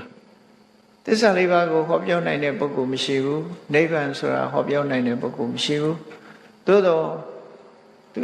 တော်ကောင်းတွေရဲ့ဟောပြောတဲ့ဒါနသီလစတဲ့ကုသိုလ်ကောင်းမှုတွေကိုလုပ်ပြီးတော့ဘဝမှာကောင်းရတဲ့ဂတိဘုံကိုရောက်ကြတဲ့ပုဂ္ဂိုလ်တွေကတော့ရှိတယ်အဲ့ဒီတုံညကဘာမှာသူဟာပြမနာမျိုးမှာလူဖြစ်တယ်လူဖြစ်ပြီးတဲ့အခါမှာရသိဝတ်ပြီးတော့ဟိမန္တာတောင်တန်းမှာနေထိုင်တယ်အဲ့ဒါလိုဟိမန္တာတောင်တန်းမှာနေရင်မြတ်စွာဘုရားမပွင့်တဲ့ကဘာမှာယသိသူတော်စင်တွေရှိတတ်တယ်ပိစိကဗုဒ္ဓတွေဖြစ်ပေါ်လာတတ်တယ်ပေါ့နော်အဲ့ဒါလိုနေရင်ကတော့တရက်တော့သူနေတဲ့ကမ္မထာကျောင်းရဲ့သူ့ရဲ့မိုးကျောင်းလေးရဲ့အနီးနားတောင်ချိုင်ဝမ်းကြီးတစ်ခုမှာအလင်းအောင်တန်းကြီးတွေပေါ်နေတယ်။မြတ်ကြီးမင်းကြီးမှာအလင်းတန်းကြီးတွေကပေါ်လာတော့ထူးဆန်းလိုက်တာဒီအလင်းကြီးတွေကဘာဖြစ်လို့ပေါ်တာလဲလို့သူအဲ့ဒီအလင်းပေါ်တဲ့နေရာကိုဆင်းကြည့်တဲ့အခါပိစိကဗုဒ္ဓတဆူဟာယောဂဝေဒနာဖြစ်ပြီးတော့အဲ့ဒီတစ်ပင်အောက်ခြိုင်ဝမ်းထဲမှာပြိဋိဘံဆန်သွားပြိဋိဘံဆန်နေတာကိုသွားတွေ့ရတယ်တွေ့တဲ့အခါမှာသူကကြီးညိုသရာတွေဖြစ်ပြီးတော့မလုပ်တော့ဆိုရင်နန္ဒထင်းနေရှာတောထဲမှာနတ်တော်ပင်တွေကအလိုလျောက်ရှိတာနော်ခုမှလူတွေကယူပြီးတော့စိုက်ကြပြိုးကြလောက်တာစန္ဒကူပင်ဆိုတာတောထဲမှာပေါက်ထားသူအဲ့ဒီပင်တွေကိုယူပြီးအဲ့ဒီအကိုင်းကြောက်တွေနဲ့စန္ဒကူထင်းနေရှာပြီးတော့စန္ဒကူနန္ဒထင်းနေနဲ့ပိစိကဗုဒ္ဓရုပ်ကလတ်ကိုမိပူဇော်တယ်နန္ဒရည်တွေဆွဖြန်းပြီးတော့ဒီမိပူဇော်တာကိုညှိမ့်တတ်တယ်အဲ့ဒါလို့ကုသိုလ်ကောင်းမှုသူလုပ်ခဲ့တယ်ကုသိုလ်ကောင်းမှုလုပ်ခဲ့တယ်အဲ့ဒီကုသိုလ်သူလုပ်ခဲ့တာအဲ့ဒီလို့ပိစိကဗုဒ္ဓရဲ့အလောင်းကိုမိသိဉ္ချိုပိစိကဗုဒ္ဓရဲ့ယုတ်ကလတ်ကိုမိသိဉ္ချိုပြီးနန္ဒဖြန်းနဲ့ပူဇော်တဲ့အလုပ်ကိုလုပ်တဲ့အခါတောဆောင်နတ်တူကနေသူ့ကိုကောင်းချီးပေးတယ်အေးကောင်းလိုက်တာသူတော်ကောင်းတင်လို့တာမှန်တယ်အခုလိုပူဇော်လိုက်တဲ့ပိစိကဗုဒ္ဓရှင်မြတ်ရဲ့အလောင်းကိုခုလိုပူဇော်တာဟာအင်မတန်မှကြီးမားတဲ့ကုသိုလ်တစ်ခုကိုမင်းရလိုက်ပြီသင်ရလိုက်ပြီဒါကြောင့်မို့နောက်ဘဝမှာကုသိုလ်ကောင်းမှုတွေပြည့်လာမှဖြစ်သည့်အတွက်ကြောင့်ဘဝမှာပုံနာဆိုတဲ့နာမည်နဲ့လဲလူဘဝရရှိလာဖို့ရှိတယ်လို့နတ်သားကသူ့ရဲ့ဘဝစကြောင်းကိုဖြစ်လာတဲ့အနေအထားတစ်ခုကိုကြိုတင်ပြီးတော့နမိတ်ဖတ်ပြီးတော့ပြောဆိုလိုက်တယ်နော် သင်ရဲ့တဏ္ဍာမှာကုသိုလ်ကောင်းမှုတွေပြည့်သွားပြီဒါကြောင့်မို့လို့ပြည့်တယ်ဆိုတဲ့အဓိပ္ပာယ်နဲ့ပုံနာဆိုတဲ့နာမည်နဲ့ထင်ရှားကြော်ကြားလာလိမ့်မယ်လို့နတ်ကြီးကအဲ့လိုပြောသွားတယ်အဲ့လိုပြောသွားပြီသူဟာကောင်းရသူဂတိဘုံနေရောက်တယ်နော်ကောင်းရသူဂတိဘုံနေရောက်ပြီနောက်ဆုံးမှာ62ကဘာကြော်ဖြတ်လာပြီးတော့ဒီဗဒ္ဒကဘာမှာဂေါရဝမြတ်စွာဘုရားပွင့်တဲ့အချိန်လူပဲမှာလာဖြစ်တော့ဆိုသူနာပရန္တတိုင်းသူနာပရန္တတိုင်းကဒီသုပ္ပါရကသင်္မောစိတ်မှာသင်္မောစိတ်ကမ်းမှာရှိတဲ့မြို့မှာရွာကြီးမှာလူလာဖြစ်တယ်ပေါ့အဲ့ဒီသူနာပရန္တသုပ္ပါရကဆိုတာအိန္ဒိယနိုင်ငံမှာဘုံဘေဘက်မှာလို့မြေပုံတွေမှာဒီလိုဆိုအိန္ဒိယနိုင်ငံဘက်ကဘုံဘေတွေမှာဘုံဘေဘက်မှာရှိတယ်မြန်မာရာဇဝင်နေတချို့ပုဂ္ဂိုလ်တွေကတော့သူနာပရန္တတိုင်းဆိုတာအေယာဝတီမြစ်ရဲ့နောက်ဖက်အခုပြောတဲ့စကုတို့စလင်းတို့လက်ကိုင်းကျောင်းတော်ရာတို့ပြောချတယ်နော်လက်ကိုင်းကျောင်းတော်ရာအဲ့တော့ရေပုံရာအဖြစ်မြတ်စွာဘုရားလက်ထက်ကဖြစ်ပျက်တွေဖြစ်နိုင်ပွဲရှိတာတော့ဗမာပြည်တော့မဟုတ်နိုင်တော့ပါဘူးဒါစဉ်းစားချိပုံလေနော်သမိုင်းကတော့ဆွဲယူကြတာတွေလည်းဖြစ်နိုင်အဲ့တော့သူနာပရန္တတိုင်းတို့မြန်မာပြည်ကလည်းပဲမှဲ့တယ်နာမည်တွေရှိတယ်တမတိပါတို့သူနာပရန္တတို့မှဲ့သို့တော့စာပေရကြည့်မယ်ပိဋကစာပေမှာလည်းပါသည့်အတွက်ကြောင့်စာပေရကြည့်မယ်ဆိုရင်ဘုံပေဘက်ကသုပ္ပါရကသင်္မောစိတ်ဆိုတဲ့နေရာမှာတူတူဖြစ်တယ်အဲ့တော့သူနာပရန္တတိုင်းဆိုတာမစ္စည်းမဒေသနဲ့ဝေးအိန္ဒိယနိုင်ငံပဲပြောမယ်ဆိုရင်ဗုဒ္ဓဂယာပတ်ဝန်းကျင်လေးဟိုဘက်တာဝတိတို့အဲ့ဒီအဝန်းဝိုင်းလေးတစ်ခုမစ္စည်းမဒေသတော့ခေါ်တယ်ဖះကလည်းကြွတာအဲ့ဒီအဝန်းဝိုင်းလေးပဲကြာဟောတဲ့တရားတွေကလည်းအဲ့ဒီအချိန်မှာပဲဟောတာတခြားသိပြီးတော့ကြွတာဆိုတာထင်းထင်းရှားရှားမှတ်သားထားတာမရှိဘူးမကြွဘူးလို့လည်းပြောလို့မရဘူးကြွတယ်လို့လည်းအထောက်ထားပြောစရာမရှိဘူးအများအားဖြင့်တော့ဟောတဲ့တရားတွေဟာအဲ့ဒီမစ္စည်းမဒေသလေးတဝိုက်ပဲဟောတာနော်ဘုရားကရာပဲကြွလာလိုက်ရာဇဂျိုကနေဝေသာလီကနေမန္လကနေတခါတာဝတိကနေကပိလောအဲ့ဒီကနေလှက်ပတ်ပြီးတခါပြန်ဒီလမ်းကြောင်းလေးတိုင်ပဲမြတ်စွာဘုရားလှက်ပတ်ပြီးတော့တရားဟောတာအဲ့ဒီလိုသူနာပရန္တတို့အဝန္တိတိုင်းတို့ဆိုတာဘုံမေဘက်မှာအလွန်လမ်းကွာဝေးကွာခဏလည်းပဲရောက်ဖို့တဲ့လူတွေရှိကောင်းရှိတယ်ဘုန်းကြီးတို့တော့ရောက်ဖို့အဲ့ဒီမှာဝေးကြီးပဲနော်အဲ့ဒီသူနာပရန္တတိုင်းမှာသူကလူလာဖြစ်တယ်နော်လူလာဖြစ်တဲ့အခါမှာနောက်ဆုံးမှာမြတ်စွာဘုရားရဲ့ရှေးတုန်းကတော့ကုံတယ်တွေဆိုတော့သွားရင်လာရင်နဲ့မြတ်စွာဘုရားနဲ့ဖူးတွေ့တဲ့အခါချီညိုတရာဖြစ်ပြီးတော့သင်္ကန်းဝတ်တယ်ပေါ့အဲ့ဒါလို့သင်္ကန်းဝတ်တဲ့အခါမှာရှင်ပုံနာလို့ခေါ်တယ်ပုံနာဆိုတာသာသနာမှာနှစ်ပါးရှိတယ်တောင်းကပိလိဝတ်မျိုးသားပုံနာဆိုတာအညာတိကွန်တင်ညဓမ္မစကြာတရားဟောတဲ့အခါမှာပထမဆုံးတရားသိတဲ့တရားဥသိတဲ့ရှင်ကွန်တင်ညရဲ့တူအရင်ပုံနာဆိုတာတစ်ပါးရှိသူကဓမ္မဂတိကအဟောပြောကောင်းတယ်အခုဒီရှင်ပုံနာဆိုတာတော့သူနာပရန္တတိုင်းသားသူကလည်းသာသနာပေါင်းဝင်ပြီးတော့မြတ်စွာဘုရားကိုကြီးညိုလို့ယန္တရားအထုတ်တနေ့ကျတော့မြတ်စွာဘုရားထံချင်းကပ်ပြီးတော့အရှင်ဘုရားတဲ့တပည့်တော်ကိုတရားလေးတစ်ပုဒ်ချင်းချင်းဟောပေးပါတဲ့ဆုံးမဩဝါဒလေးပေးပါအရှင်ဘုရားစီကဆုံးမဩဝါဒနာယူပြီးလို့ရှိရင်တပည့်တော်ဟာကြိုးကြိုးစားစားသက်စွန့်ကြိုးပမ်းတရားအထုတ်ပါမယ်လို့မြတ်စွာဘုရားလျှောက်တော့မြတ်စွာဘုရားသူ့ကိုတရားအတူလေးဟောပေးအဲ့ဒါကိုပုံတော်ဝါဒတုတ်ဆိုပြီးတော့တိဒဟောထားတာရှိဒီမှာအတူချုပ်လေးတော့ပြောပြနော်ပုံတော်ဝါဒတုတ်ဆိုတာဆရာတော်ကြီးတွေလည်းဟောကြပါတယ်ထို့ဓမ္မဂရိကတွေလည်းဟောကြမှာပဲနော်အဲ့ဒီမှာအတူချုပ်လေးပြောရမယ်ဆိုဘုရားကိုအဲ့ဒီလိုလျှောက်တော့မြတ်စွာဘုရားကမျက်စိနာနာလျာကာယ နဲ့ပတ်သက်လာတဲ့အစင်းအတန်အနတ်အရသာအထိအတွေ့ကြံတွေးအာယုံဆိုတဲ့ဒီအာယုန်နေနဲ့ပတ်သက်ပြီးတော့မြတ်စွာဘုရားဟောသူ့ကိုဩဝါဒအကျင့်လေးပေးတယ်တော့အကျင့်လေးရပါတော့ဆိုမျက်စိနဲ့မြင်ရတဲ့စက္ခုဝိညာဉ်စိတ်မြင်သိစိတ်နဲ့သိလို့ရတဲ့အဆင့်အာယုံနှစ်သက်စရာကောင်းတဲ့အဆင့်အာယုံနားနဲ့ကြားရပြီးတော့သောတာဝိညာဉ်စိတ်နဲ့သိလို့ရတဲ့အတန်အာယုံနှာခေါင်းနဲ့နမ်းရှူရပြီးတော့ခြေနှက်စရာကောင်းခန္ဓာဝိညာဉ်စိတ်နဲ့သိလို့ရတဲ့အနတ်အာယုံလျှာနဲ့လျက်ပြီးတော့စီဝဝိညာဉ်စိတ်နဲ့သိရတဲ့နှစ်သက်စရာကောင်းတဲ့အရသာအာယုံနဲ့ခန္ဓာကိုယ်နဲ့ထိတွေ့ပြီးခြေနှက်နှစ်သက်စရာကောင်းပြီးကာယဝိညာဉ်စိတ်နဲ့သိရတဲ့အထိတွေ့အာယုံနဲ့စိတ်ကူးကြံစီပြီးသိရတဲ့အာယုံတော့ရှင်းရှင်းလေးပြောရမယ်ဆိုရင်ဘုန်းကြီးတို့တွေမျက်စိကမြင်ပြီးတော့ခြေနှက်စရာကောင်းတဲ့အဆင့်အာယုံတွေရှိတာလူချင်းစရာကောင်းတဲ့အဆင့်အာယုံနော်အတန်မှလည်းပဲနားထောင်ခြင်းစရာကောင်းတဲ့အတန်အနံ့ကလည်းမွှေးကြိုင်ပြီးတော့နမ်းရှုစရာကောင်းတဲ့အနံ့အရသာကလည်းပဲစားခြင်းစရာကောင်းတဲ့အရသာရှိတယ်အရသာယုံခန္ဓာကိုယ်ကလည်းထိတွေ့ခြင်းစရာကောင်းတဲ့နှစ်သက်စရာအာယုံစိတ်ကူးလို့ရှိရင်လည်းရှင်းတတ်ပြီးတော့အတွေးထဲမှာပျော်မွေးနေလောက်တဲ့အတွေးအာယုံအဲ့ဒီအာယုံတွေလောကမှာရှိတယ်တဲ့အဲ့ဒီအာယုံတွေကို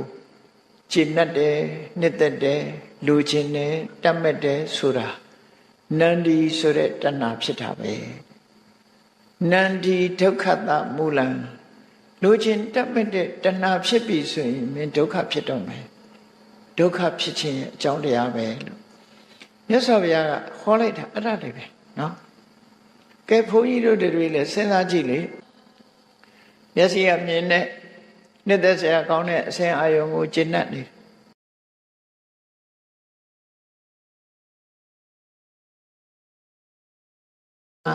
မခွဲနိုင်မခွာနိုင်အောင်ဖြစ်တာနန္ဒီအဲ့ဒီနန္ဒီဖြစ်လာလို့ရှိရင်ဒီနန္ဒီကြောင့်ဒုက္ခတွေဖြစ်တော့မယ်ဒီလိုဆိုလို့တယ်နော်တဏှာဖြစ်တာလို့ခေါ်နန္ဒီဆိုတဲ့နှစ်သက်ကျင့်တတ်မှုဖြစ်ပေါ်လာခြင်းဟာဒုက္ခစိတ်ဆင်းရဲစရာတွေဖြစ်လာတော့မယ်နော်စိတ်ဆင်းရဲမှုတွေဖြစ်လာတော့မယ်တန်တရားထဲမှာမလွတ်နိုင်တော့အောင်ဒုက္ခတွေကြုံတော့မယ်ဆိုတဲ့ဒုက္ခဖြစ်တယ်လို့မြတ်စွာဘုရားကဒုက္ခဖြစ်ပေါ်လာဖို့အာယုံ၅ပါးအာယုံ6ပါးပေါ်မှာတွေ့တာမှုဟာဒုက္ခကိုထုတ်လုပ်တယ်ဆိုတဲ့အကြောင်းအကျဉ်းအားဖြင့်သူ့ကိုဆုံးမလိုက်တယ်အဲ့တော့ဆုံးမလိုက်တဲ့အထက်မှာဒါအကယ်၍နှစ်သက်မှုမရှိဘူးဆိုရင်နှစ်သက်မှုမရှိရင်ဒုက္ခချုပ်ငြိမ်းတာပဲနှစ်သက်မှုရှိနေရင်ဒုက္ခတွေဖြစ်နေမှာပဲနှစ်သက်မှုတဏှာချုပ်ငြိမ်းသွားတာနဲ့ဒုက္ခတွေချုပ်ငြိမ်းသွားမှာပဲလို့လူရင်းပြောမယ်ဆိုရင်ဒီစကလုံးနှလုံးပဲဟောလိုက်တာနန္ဒီဒုက္ခတမူလနန္ဒီនិရောဓဒုက္ခတនិရောဓနော်နှစ်သက်မှုတဏှာရှိနေသမျှဒုက္ခတွေဖြစ်လိမ့်မယ်ဒုက္ခရဲ့အကြောင်းဖြစ်လိမ့်မယ်နှစ်သက်မှုတဏှာချုပ်ငြိမ်းသွားရင်ဒုက္ခတွေချုပ်ငြိမ်းသွားလိမ့်မယ်လို့ဝိပဿနာကျင့်စဉ်လေးကိုမတွေ့တာဖို့နိလန်ပေးပြီးခေါ်လိုက်တယ်ဟောလိုက်ပြီးတဲ့အခါကျတော့ကဲငါအချင်းချုပ်ကလေးဩဝါဒပေးပြီးပြီဒီတရားဟောပြီးလို့ရှိရင်မင်းဘယ်သွားနေမှလဲမြတ်စွာဘုရားတပည့်တော်သူနာပရန္တတိုင်ပြန်ပြီးတော့အဲ့ဒီမှာပဲနေပါမယ်ဗျာတဲ့အေးသူနာပရန္တတိုင်ကလူတွေကရိုင်းနေဘုရားတရားကိုမချင်ညိုဘူးသင်္ကန်းဝတ်ကြီးနဲ့အဲ့ဒီသွားလို့ရှိရင်အရိုက်ခံအနှက်ခံရတာမျိုးတွေဖြစ်လိမ့်မယ်နော်ဆဲခံရလိမ့်မယ်ဆိုသူကဘာလျှောက်တုံဆိုရင်ဆဲပါသေးဖျားတဲ့တပည့်တော်ဆဲရင်တပည့်တော်ကနှလုံးသွင်းမယ်ငါဆဲုံဆဲတာနော်ဆဲုံဆဲတာဒီလူတွေကလက်နဲ့မရိုက်သေးဘူးလို့ဆိုပြီးတော့လူကောင်းနေပြရဲ့လို့ဆိုပြီးတော့တပည့်တော်ဟာရှင်းတတ်နေမှာပါကဲဒါဖြင့်သူတို့ကဆဲုံနဲ့မကဘူးလက်ပါလာရင်ရောလက်ပါလာရင်လည်းခဲနဲ့မှမထုသေးတာဆိုပြီးတော့တပည့်တော်သိခံမှာပါခဲနဲ့ထုပြီးဆိုရင်ခဲနဲ့ထုရင်လည်းဘုရားတဲ့ဒုံနဲ့မှမရိုက်သေးတာဆိုပြီးသိခံနေမှာပါကဲဒုံနဲ့ရိုက်ပြီးဆိုရင်မင်းဘယ်လိုလုပ်မလို့ဓာတ်နဲ့မှမခုတ်သေးတာဘုရားဆိုပြီးတပည့်တော်သိခံနေမှာပါက ကဲဓာတ်နဲ့ခုတ်ပြီးဆိုရင်တော့ရောတယ်လူကမှအသေးမတတ်သေးတာတော်သေးတာပဲလို့ဆိုပြီးသိခံမှာပါလို့ပြောအသေးတတ်ပြီဆိုရင်တော့ဘယ်လိုနှလုံးသွင်းမလဲဆိုအသေးတတ်ပြီဆိုရင်တော့လေတန်တရားဝကြီးကဘဝကြီးကိုညှင်းငွေ့လို့တချို့ဖရာရဲ့တပည့်တာဝကတွေဟာတဲ့ကိုယ့်ကိုယ်လည်းပဲလှီးပြီးတော့စူးစိုက်လောက်ကြတာတွေရှိတယ်အခုတော့အဲ့လိုတောင်လုံးเสียမလို့ဘူးခန္ဓာဒုက္ခကြီးကိုလွယ်လွယ်ကူကူနဲ့ဒီလွယ်လွယ်ကူကူနဲ့သိရအောင်သူတို့ကကူညီတာလို့တပည့်တော်ကျေးဇူးတင်မှာပါလို့အဆုံးစွန်ထိအောင်နော်သူ့ရဲ့နှလုံးသွင်းတရားချိသိခံခြင်းတရားကိုထားအဲ့လိုလျှောက်တဲ့အခါကျတော့မြတ်စွာဘုရားအေးတာရုမင်းအဲ့ဒီလိုစိတ်ဓာတ်မျိုးနဲ့ဆိုရင်သူနာပရန္တတိုင်းနေလို့ရပြီကဲသွားပြီတော့သူနာပရန္တတိုင်းသူဇာတိကိုပြန်သွားပြီးတော့ဟိုမှာတော်တွင်မှာပဲသူတရားတော်တွေတရားဟောတဲ့အခါအမျိုးသားဥပဒက900အမျိုးသမီးဥပဒက900ဗမာပြည်ကြတော့အဲ့ဒီအချိုးစားမဖြစ်ဘူးဘာဖြစ်လို့လဲမသိဘူးတရားဝဲတယ်ဆိုအမျိုးသမီးတွေကြီးပဲများတယ်အမျိုးသားနဲ့ပွဲကြည့်တဲ့နေရာလဲအတူတူပဲအမျိုးသမီးတွေပဲများတာပဲနဲ့တူသူကတော့အမျိုးသားလဲ900အမျိုးသမီးလဲ900တဲ့ ratio ကကိုက်တယ်နော်ဘဝပြည်မှာကြတော့တရားဝဲကြကြည့်လိုက်အမျိုးသမီးတွေကြီးပဲများတယ်အဲ့ဒီမှာသူနာပရန္တတိုင်းမှာအမျိုးသမီး900အမျိုးသား900တရားနာကြပြီးမြတ်စွာဘုရားရဲ့ဥပဒကဖြစ်ခံယူတယ်နောက်သန္တကုသားနဲ့ကျောင်းဝါနိစ္စကာမဆိုတဲ့ကုံတယ်ရောင်မှာသန္တကုကျောင်းနဲ့နန္ဒကျောင်းဆောက်ပြီးတော့မြတ်စွာဘုရားကိုပင့်တဲ့အခါမြတ်စွာဘုရားယဟန်တန်က900နဲ့ဒီသန္တကုကျောင်းကိုလှူခံရေးဆက်ချဖို့အတွက်ကောင်းကင်ယံကကြွလာပြီးညကိုတော့မြတ်စွာဘုရားအဲ့ဒီမှာမကျိန်းဆက်ဘူးကျောင်းသန္တကုကျောင်းကိုလှူခံပြီးပြန်သွားအဲ့ဒါကိုပဲမြန်မာပြည်မှာတော့ကျောင်းတော်ရာလို့ပြောတယ်နော်မြန်မာသမိုင်းနဲ့ဆက်ဆက်တယ်ပေါ့ကျောင်းတော်ရာတော့ဟုတ်တယ်မဟုတ်ဘူးဆိုတာတော့ဘုန်းကြီးတို့ပြောလို့မရဘူးသမိုင်းကျောင်းကပဲဟုတ်တယ်မဟုတ်သမိုင်းဆိုတာကဟုတ်တယ်မဟုတ်ဘူးပြောလို့မရနိုင်ဘူးနော်အဲ့တော့လေခိုင်းကျောင်းတော်ရာဆိုအခုဒီပုံနာနဲ့ပတ်သက်တာပေါ့နော်အဲ့ဒီဝါတွင်းမှာပဲသူဟာယန္နာဖြစ်ပြီးတော့ပြိဋိဘံဆံသွားတယ်အဲ့ဒီပုံနာမထေပဲအဲ့ဒီပုံနာမထေရဲ့အမတ်တရားစကားကိုမှတ်သားနာယူကြဘာပြောလဲဆိုသီလမေဝဣဋ္ဌအခါပညာဝါပနာဥတ္တမောမနုဿေတုသဒေဝေတုသီလပညာနာတော်ဆရာသူရဲ့အမတ်တရားစကားမှာလောကမှာအကောင်းဆုံးကိုပြောမယ်ဆိုရင်သီလပဲတဲ့နော်ကိုချင်းသီလဟာအကောင်းဆုံးဖြစ်တယ်။ဘာကြောင့်ကိုချင်းသီလဟာအကောင်းဆုံးဖြစ်တော့ဆိုရင်အရေးချင်းအလုံးရဲ့အခြေခံဖြစ်လို့လူတွေလည်းကြည့်လေကိုချင်းသီလပြက်ပြားသွားတဲ့ပုဂ္ဂိုလ်ပြောကြတယ်မို့လားအရက်ထဲမှာလည်းဒီလူကအကျင့်မကောင်းဘူးစာရိတ္တမကောင်းဘူးဆိုတာသီလပြောတာပဲလေကိုချင်းသီလမကောင်းဘူးဆိုရင်ပြစ်တင်ရှုတ်ချဒါမို့သီလဟာအကောင်းဆုံးလို့ဘာကြောင့်ပြောရတော့ဆိုသဗ္ဗခုဏနံမူလဘာဝတော်အရေးချင်းအလုံးရဲ့အခြေခံဖြစ်လို့အရေးချင်းအလုံးကိုထိန်းထားတာသီလပဲထိန်းထားဒါကြောင့်ကိုချင်းသီလဟာအရေးကြီးတယ်လို့ဘဝရလာရင်ကိုချင်းသီလမပြတ်နေထိုင်တတ်ဖို့ဟာအရေးကြီးတယ်ပေါ့နော်နောက်ကုသိုလ်ကောင်းမှုတွေအလုံးရဲ့ဒီမုတ်ဥဒဖွယ်ဖြစ်တယ်ကုသိုလ်သီလရှိမှကုသိုလ်တွေအလုံးရဥပမာအခုလို့ကျောင်းဆောင်လူတယ်ပဲဖြစ်ဖြစ်ကုသိုလ်ကောင်းမှုတွေတရားအထုတ်တာပဲဖြစ်ဖြစ်သီလကျိုးပေါက်နေလို့ရှိရင်အဲ့ဒီကုသိုလ်တွေကယိုကျပျက်စီးသွားနော်အိတ်ပေါက်နဲ့ဖားကောက်တာလို့သီလမရှိပြဲနဲ့လှုပ်တဲ့ကုသိုလ်တွေဟာယိုကျပျက်စီးအဲ့တော့သီလနဲ့ခံထားမှကုသိုလ်တွေကလည်းကိုယ်တဏ္ဍာမှာမြဲတယ်လို့သူဆိုတယ်ဒါကြောင့်မို့လို့သီလမေဝဣဋ္ဌအခါသီလတွေသာလဲအကောင်းဆုံးအဲ့ဒီပဲထိတဲ့ကောင်းတာကြည့်လိုက်မယ်ဆိုရင်ထွတ်ထိပ်နဲ့ပြောမယ်ဆိုရင်ပညာဝါပါဏဥတ္တမောစဉ်းစားဉာဏ်အသိဉာဏ်ရှိတယ်လှုပ်တင်တာနဲ့မလှုပ်တင်တာခွဲခြားသိတာကအစကံကံဤအကျိုးကိုသိမြင်တာကအစဝိပဿနာဉာဏ်ရရှိတာအထိဒီပညာဟာတော့ ဒီကုသိုလ်တရားထဲမှာတော့ပညာဟာအထွတ်ထိပ်ပဲရှိတယ်ကုသိုလ်တွေထဲမှာအကောင်းဆုံးကုသိုလ်ကိုပြောပါဆိုရင်ပညာပဲဘာပညာတော့ဆိုဝိပဿနာဖြစ်တယ်နော်ဝိပဿနာပညာကုသိုလ်တရားတွေထဲမှာအကောင်းဆုံးပဲဖြစ်တယ်ဒါကလှုပ်လို့ရတဲ့ပညာလှုပ်လို့မရဘဲနဲ့ရတဲ့ပညာဆိုရင်အရဟတမေပညာအကောင်းဆုံးအရဟတမေဆိုတာကျင့်ရတာမဟုတ်ဘူးဝိပဿနာကျင့်ခြင်းဖြင့်ရရှိလာတာဒီလိုဆိုတယ်အဲ့ဒါကြောင့်မို့အမြင့်ဆုံးကတော့ပညာအခြေခံအကျဆုံးကသီလဆိုလိုတာကသီလကအခြေခံပညာကအထွတ်ထိပ်နော်ပညာကအထွတ်ထိပ်လူတယောက်ကိုကြည့်မယ်ဆိုလို့ရှိရင်ဒီသီလကဖဏတ်ပေါ့သီလကဖဏတ်ပေါ့ဒီပညာကြတော့စိန်စရုံးကြီးထိုးထားတာပေါ့ဒါပေါ့စိတ်နဲ့ကကြီးပန်ထားတာအဲ့ဒါလို့အထက်ရောအောက်ရောအကောင်းကြီးပဲဒီလိုဆိုလို့ပေါ့အဲ့တော့သီလလည်းရှိတယ်ပညာလည်းအထွတ်ထိပ်ကိုရောက်တယ်ပေါ့အဲ့တော့ဘာကြောင့်ပညာဟာအကောင်းဆုံးဖြစ်ရသလဲသီလပညာနာတော်เสียကိုချင်းသီလရှိမှအသိပညာရှိမှအရာရာကိုအောင်မြင်တယ်ဆိုတာသီလရှိခြင်းအပြင်ဒုစရိုက်တွေကိုဖယ်ရှားပြစ်နိုင်လို့အခြေခံကောင်းကြီးတစ်ခုမှအောင်မြင်သွားတယ်ပညာရှိသည့်အတွက်ကြောင့်ကိလေသာတွေကိုဖယ်ရှားပြစ်နိုင်တယ်လောဘကိုဖယ်ရှားနိုင်တယ်ဒေါသကိုဖယ်ရှားနိုင်တယ်မောဟကိုဖယ်ရှားနိုင်တယ်အမြင့်ဆုံးအဆင့်ကိုရောက်တာပညာအားနဲ့ပဲရောက်တာဖြစ်တယ်ပေါ့ဒါကြောင့်မို့ဒီရှင်ဘုံနာမထေရကအချင်းချုပ်အနေနဲ့သီလမေဝဣဒဧကံပညာဝါပနာဥတ္တမောသီလဟာဒီ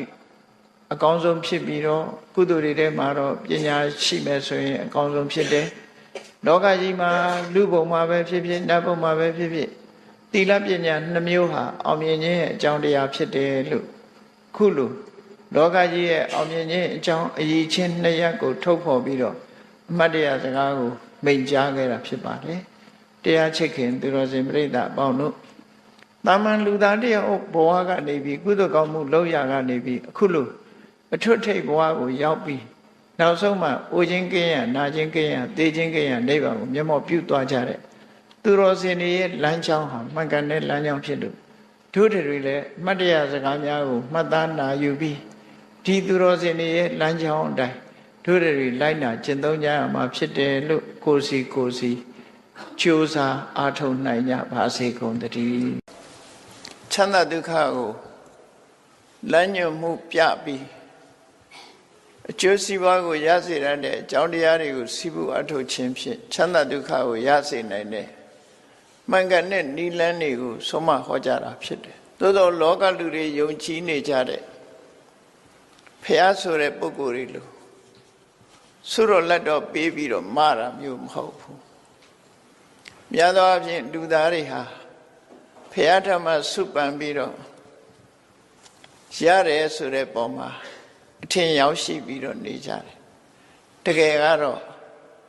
လိုချင်တာဆုပန်နေုံနဲ့ဘာတစ်ခုမှရမှာမဟုတ်ဘူး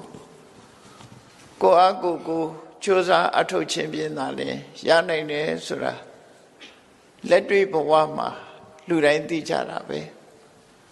ဘာပဲဖြစ်ဖြစ်ပညာတတ်အောင်လဲကိုယ်တိုင်ကြိုးစားစီးပွားဥစ္စာလဲကိုယ်တိုင်ရှာကြရတာဖြစ်တယ်သို့သောလောကလူတွေကညှို့နှင်းချက်ကြီးစွာနဲ့တစုံတစ်ယောက်ကကိုယ်မဆားလိမ့်မယ်လို့ထင်ရောက်ပြီးအာကိုနေကြတာတော့ခဏထီအောင်ရှိနေကြတော့မယ်ပေါ့နော်တကယ်ကတော့အာကိုခံရတဲ့ပုဂ္ဂိုလ်ရဲ့ကုညီဆောင်ရှောက်မှုဆိုတာဟာအကြံဉာဏ်ပေးခြင်းလိုအပ်တဲ့အချက်လေးတွေကိုကုညီပေးခြင်းမျှတာလည်းဖြစ်တယ်ဒီတဲ့ပို့ပြီးမလုံးနိုင်ပါဘူး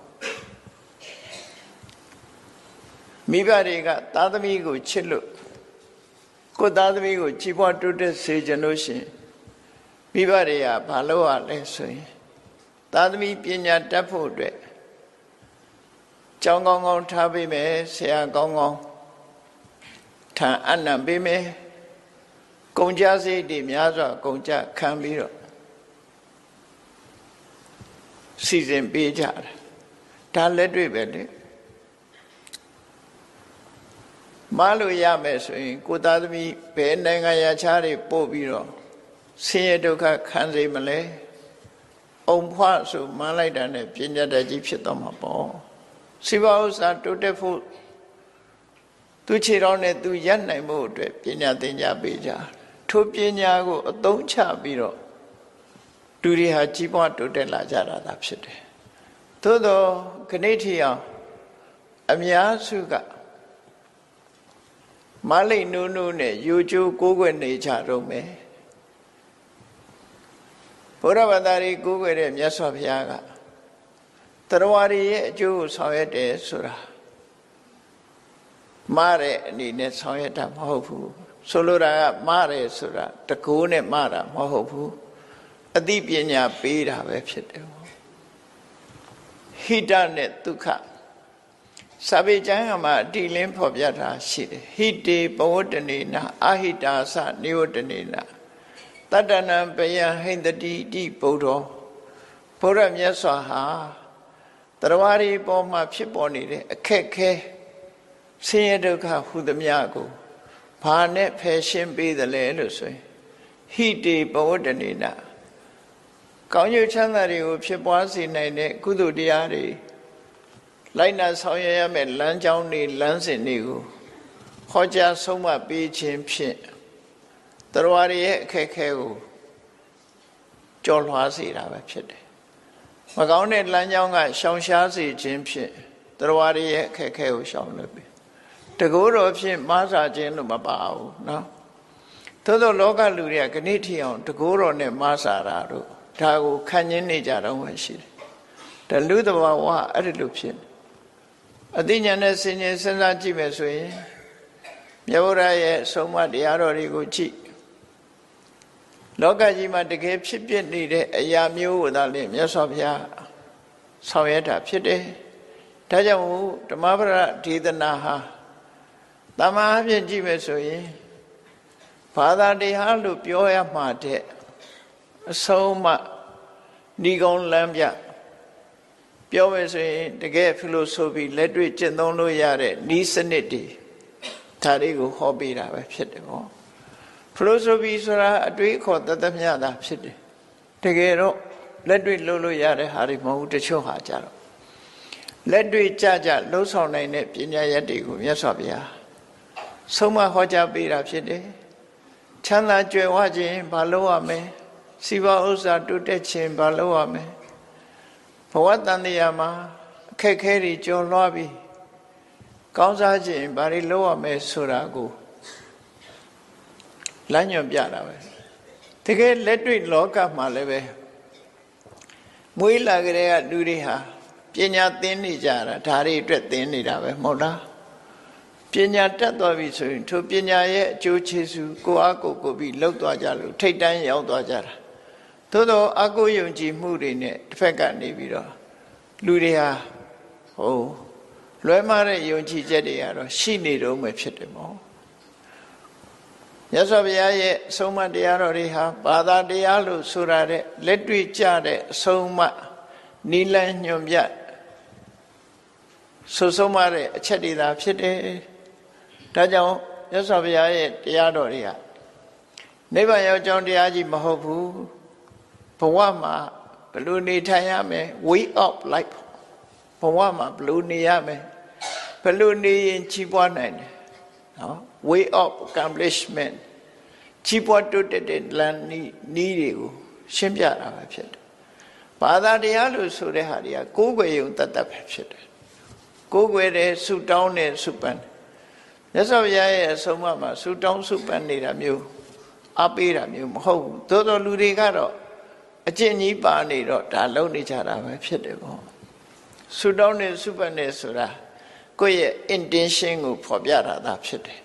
ဆုပန်းလို့ရကြတာမဟုတ်ဘူးအလုံးလို့ရကြတာသာဖြစ်တယ်ကိုယ်ကိုယ်တိုင်ကြိုးစားအထောက်လို့ရတာသာဖြစ်အဲ့ဒါကိုမလွဲမသွေမှတ်သားချရမှာဖြစ်တယ်ဆုပန်းလို့ရရင်မြတ်စွာဘုရားကိုယ်တိုင်ကဒေသနာတော်ဘုရားမှာဟောထားတာနော်တစုံတစ်ခုဖြစ်ချင်တယ်ဆိုလို့ရှိရင်ဆုတောင်းမနေနဲ့ဆုတောင်းနေလို့ဘာမှမရဘူးတဲ့ ထိုအနေထားမျိုးကိုရောက်စေတဲ့လမ်းကြောင်းအတိုင်းဆောင်ရွက်ပါလို့မြတ်စွာဘုရားရှင်းရှင်းလေးဥပမာပြောထားတယ်။မဲဟိုဘက်ကမ်းကိုရောက်ချင်သလားမြစ်တစ်ဖက်ကမ်းမှာရပ်ပြီးဟိုဘက်ကမ်းကိုရောက်ချင်သလားငါဟိုဘက်ကမ်းကိုရောက်ပါရစေလို့မင်းဆုတောင်းနေတနေ့ကုန်ထိုင်ဆုတောင်းဟိုဘက်ကမ်းမရောက်ဘူး။ကလေးရှာသင်္ဘောရှာဟိုဘက်ကမ်းခုဘာမှမပိုင်လက်ပြကူဒါပဲရှိတယ်။အဲ့ဒါရောက်တော့မှသိချတယ်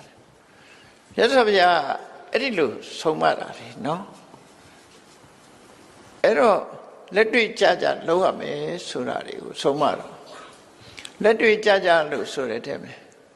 တခြားဘာသာတရားတွေနဲ့ရောထွေးပြီးမြတ်ဗုဒ္ဓရဲ့ဆုံးမတရားတော်တွေကိုနောင်ဘဝအတွက်သာအသုံးချရမလို့ဆိုတာမာယွင်းနေချက်ပဲဖြစ်တယ်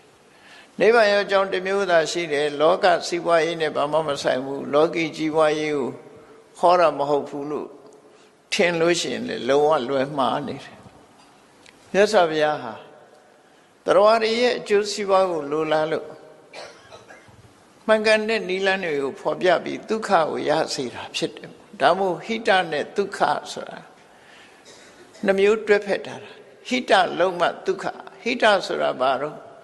condition အခြေအနေကောင်းတစ်ခုဖန်တီးရမယ်အဲ့ဒီအခြေအနေကောင်းတစ်ခုဆိုတာဘာလဲပြောမယ်ဆိုရင်သာသမီတူအခြေအနေကောင်းဆိုတာမိဘပြောတဲ့စကားနားထောင်တယ်လိမ္မာတယ်လူကြီးသူမတွေစကားနားထောင်တယ်စာကြိုးစားတယ်နေထိုင်ကောင်းတယ်ဆို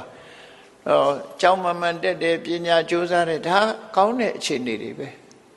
အဲ့ဒီအခြေအနေတွေကောင်းမှသူ့ရဲ့အောင်မြင်ကြီးပွားမှုဒုက္ခဆိုတာရမှာဒါမလွဲမသွေမှန်ကန်တဲ့လမ်းကြောင်းမြတ်စွာဘုရားကလည်းဒါကိုဟောတာစာပေကျမ်းမှာကြည့်လိုက်မယ်ဆိုရင်ဘုရားပွင့်လာတဲ့ဆိုတာဘဟုဇနဟိတာယဘဟုဇနဒုက္ခယအများအကျိုးစီးပွားဖြစ်ထွန်းဖို့နဲ့အများချမ်းသာဖို့အကျိုးစီးပွားလို့ဆိုတာအကျိုးတရားကိုပြောတာမဟုတ်ဘူးအကျိုးတရားတွေဖြစ်ပွားဖို့ရအကြောင်းကိုလုပ်ရမှာဖြစ်တယ်ပေါ့တိုင်းပြည်တစ်ပြည်မှာစီးပွားရှာလို့ကောင်းနေတယ်ဆိုတာဟိတစိုက်ပျိုးမွေးမြူရေးစိုက်ပျိုးရေးလုပ်တဲ့ပုဂ္ဂိုလ်တွေဟာမိုးလေဝသမှန်ကန်ပြီးတော့ကိုလိုအပ်တဲ့ရေတွေရတယ်မြေနေထားတွေရှိတယ်ရာသီဥတုကောင်းတယ်ဆိုတာတွေဟာဟိတအဲ့ဒီဟိတပေါ်မှာအခြေခံပြီးတော့မှစီးပွားအောင်မြင်မှုဆိုတဲ့ဒုက္ခကိုရမှာဖြစ်တယ်ပေါ့အေးမိုးလေဝသကမမှန်ဘူးမြေကောင်းရေကောင်းမရှိဘူးဆိုရင်စိုက်ပျိုးရေးလုပ်ဖို့အခြေအနေမကောင်းဘူးသူတို့ပဲပြောရမယ်ခြေနေကောင်းဆိုတာအဲ့ဒါကိုဆိုလို့လေနော်ခြေနေကောင်းဆိုတာခြေနေကောင်းမှဒုက္ခဆိုတာရအဲ့တော့မြတ်စွာဘုရားကအခြေအနေကောင်းတစ်ခုဖန်တီးပေးတာအခြေအနေကောင်းဖန်တီးတဲ့ပုံမှာအသုံးချပြီးတော့ဒုက္ခဆိုတဲ့ချမ်းသာကိုရကြတာလို့ဒီလိုဆိုလို့တယ်ပေါ့နော်ဒါကြောင့်မို့မြတ်စွာဘုရားရဲ့ဆုံးမတရားတော်တွေဟာလူဘဝမှာ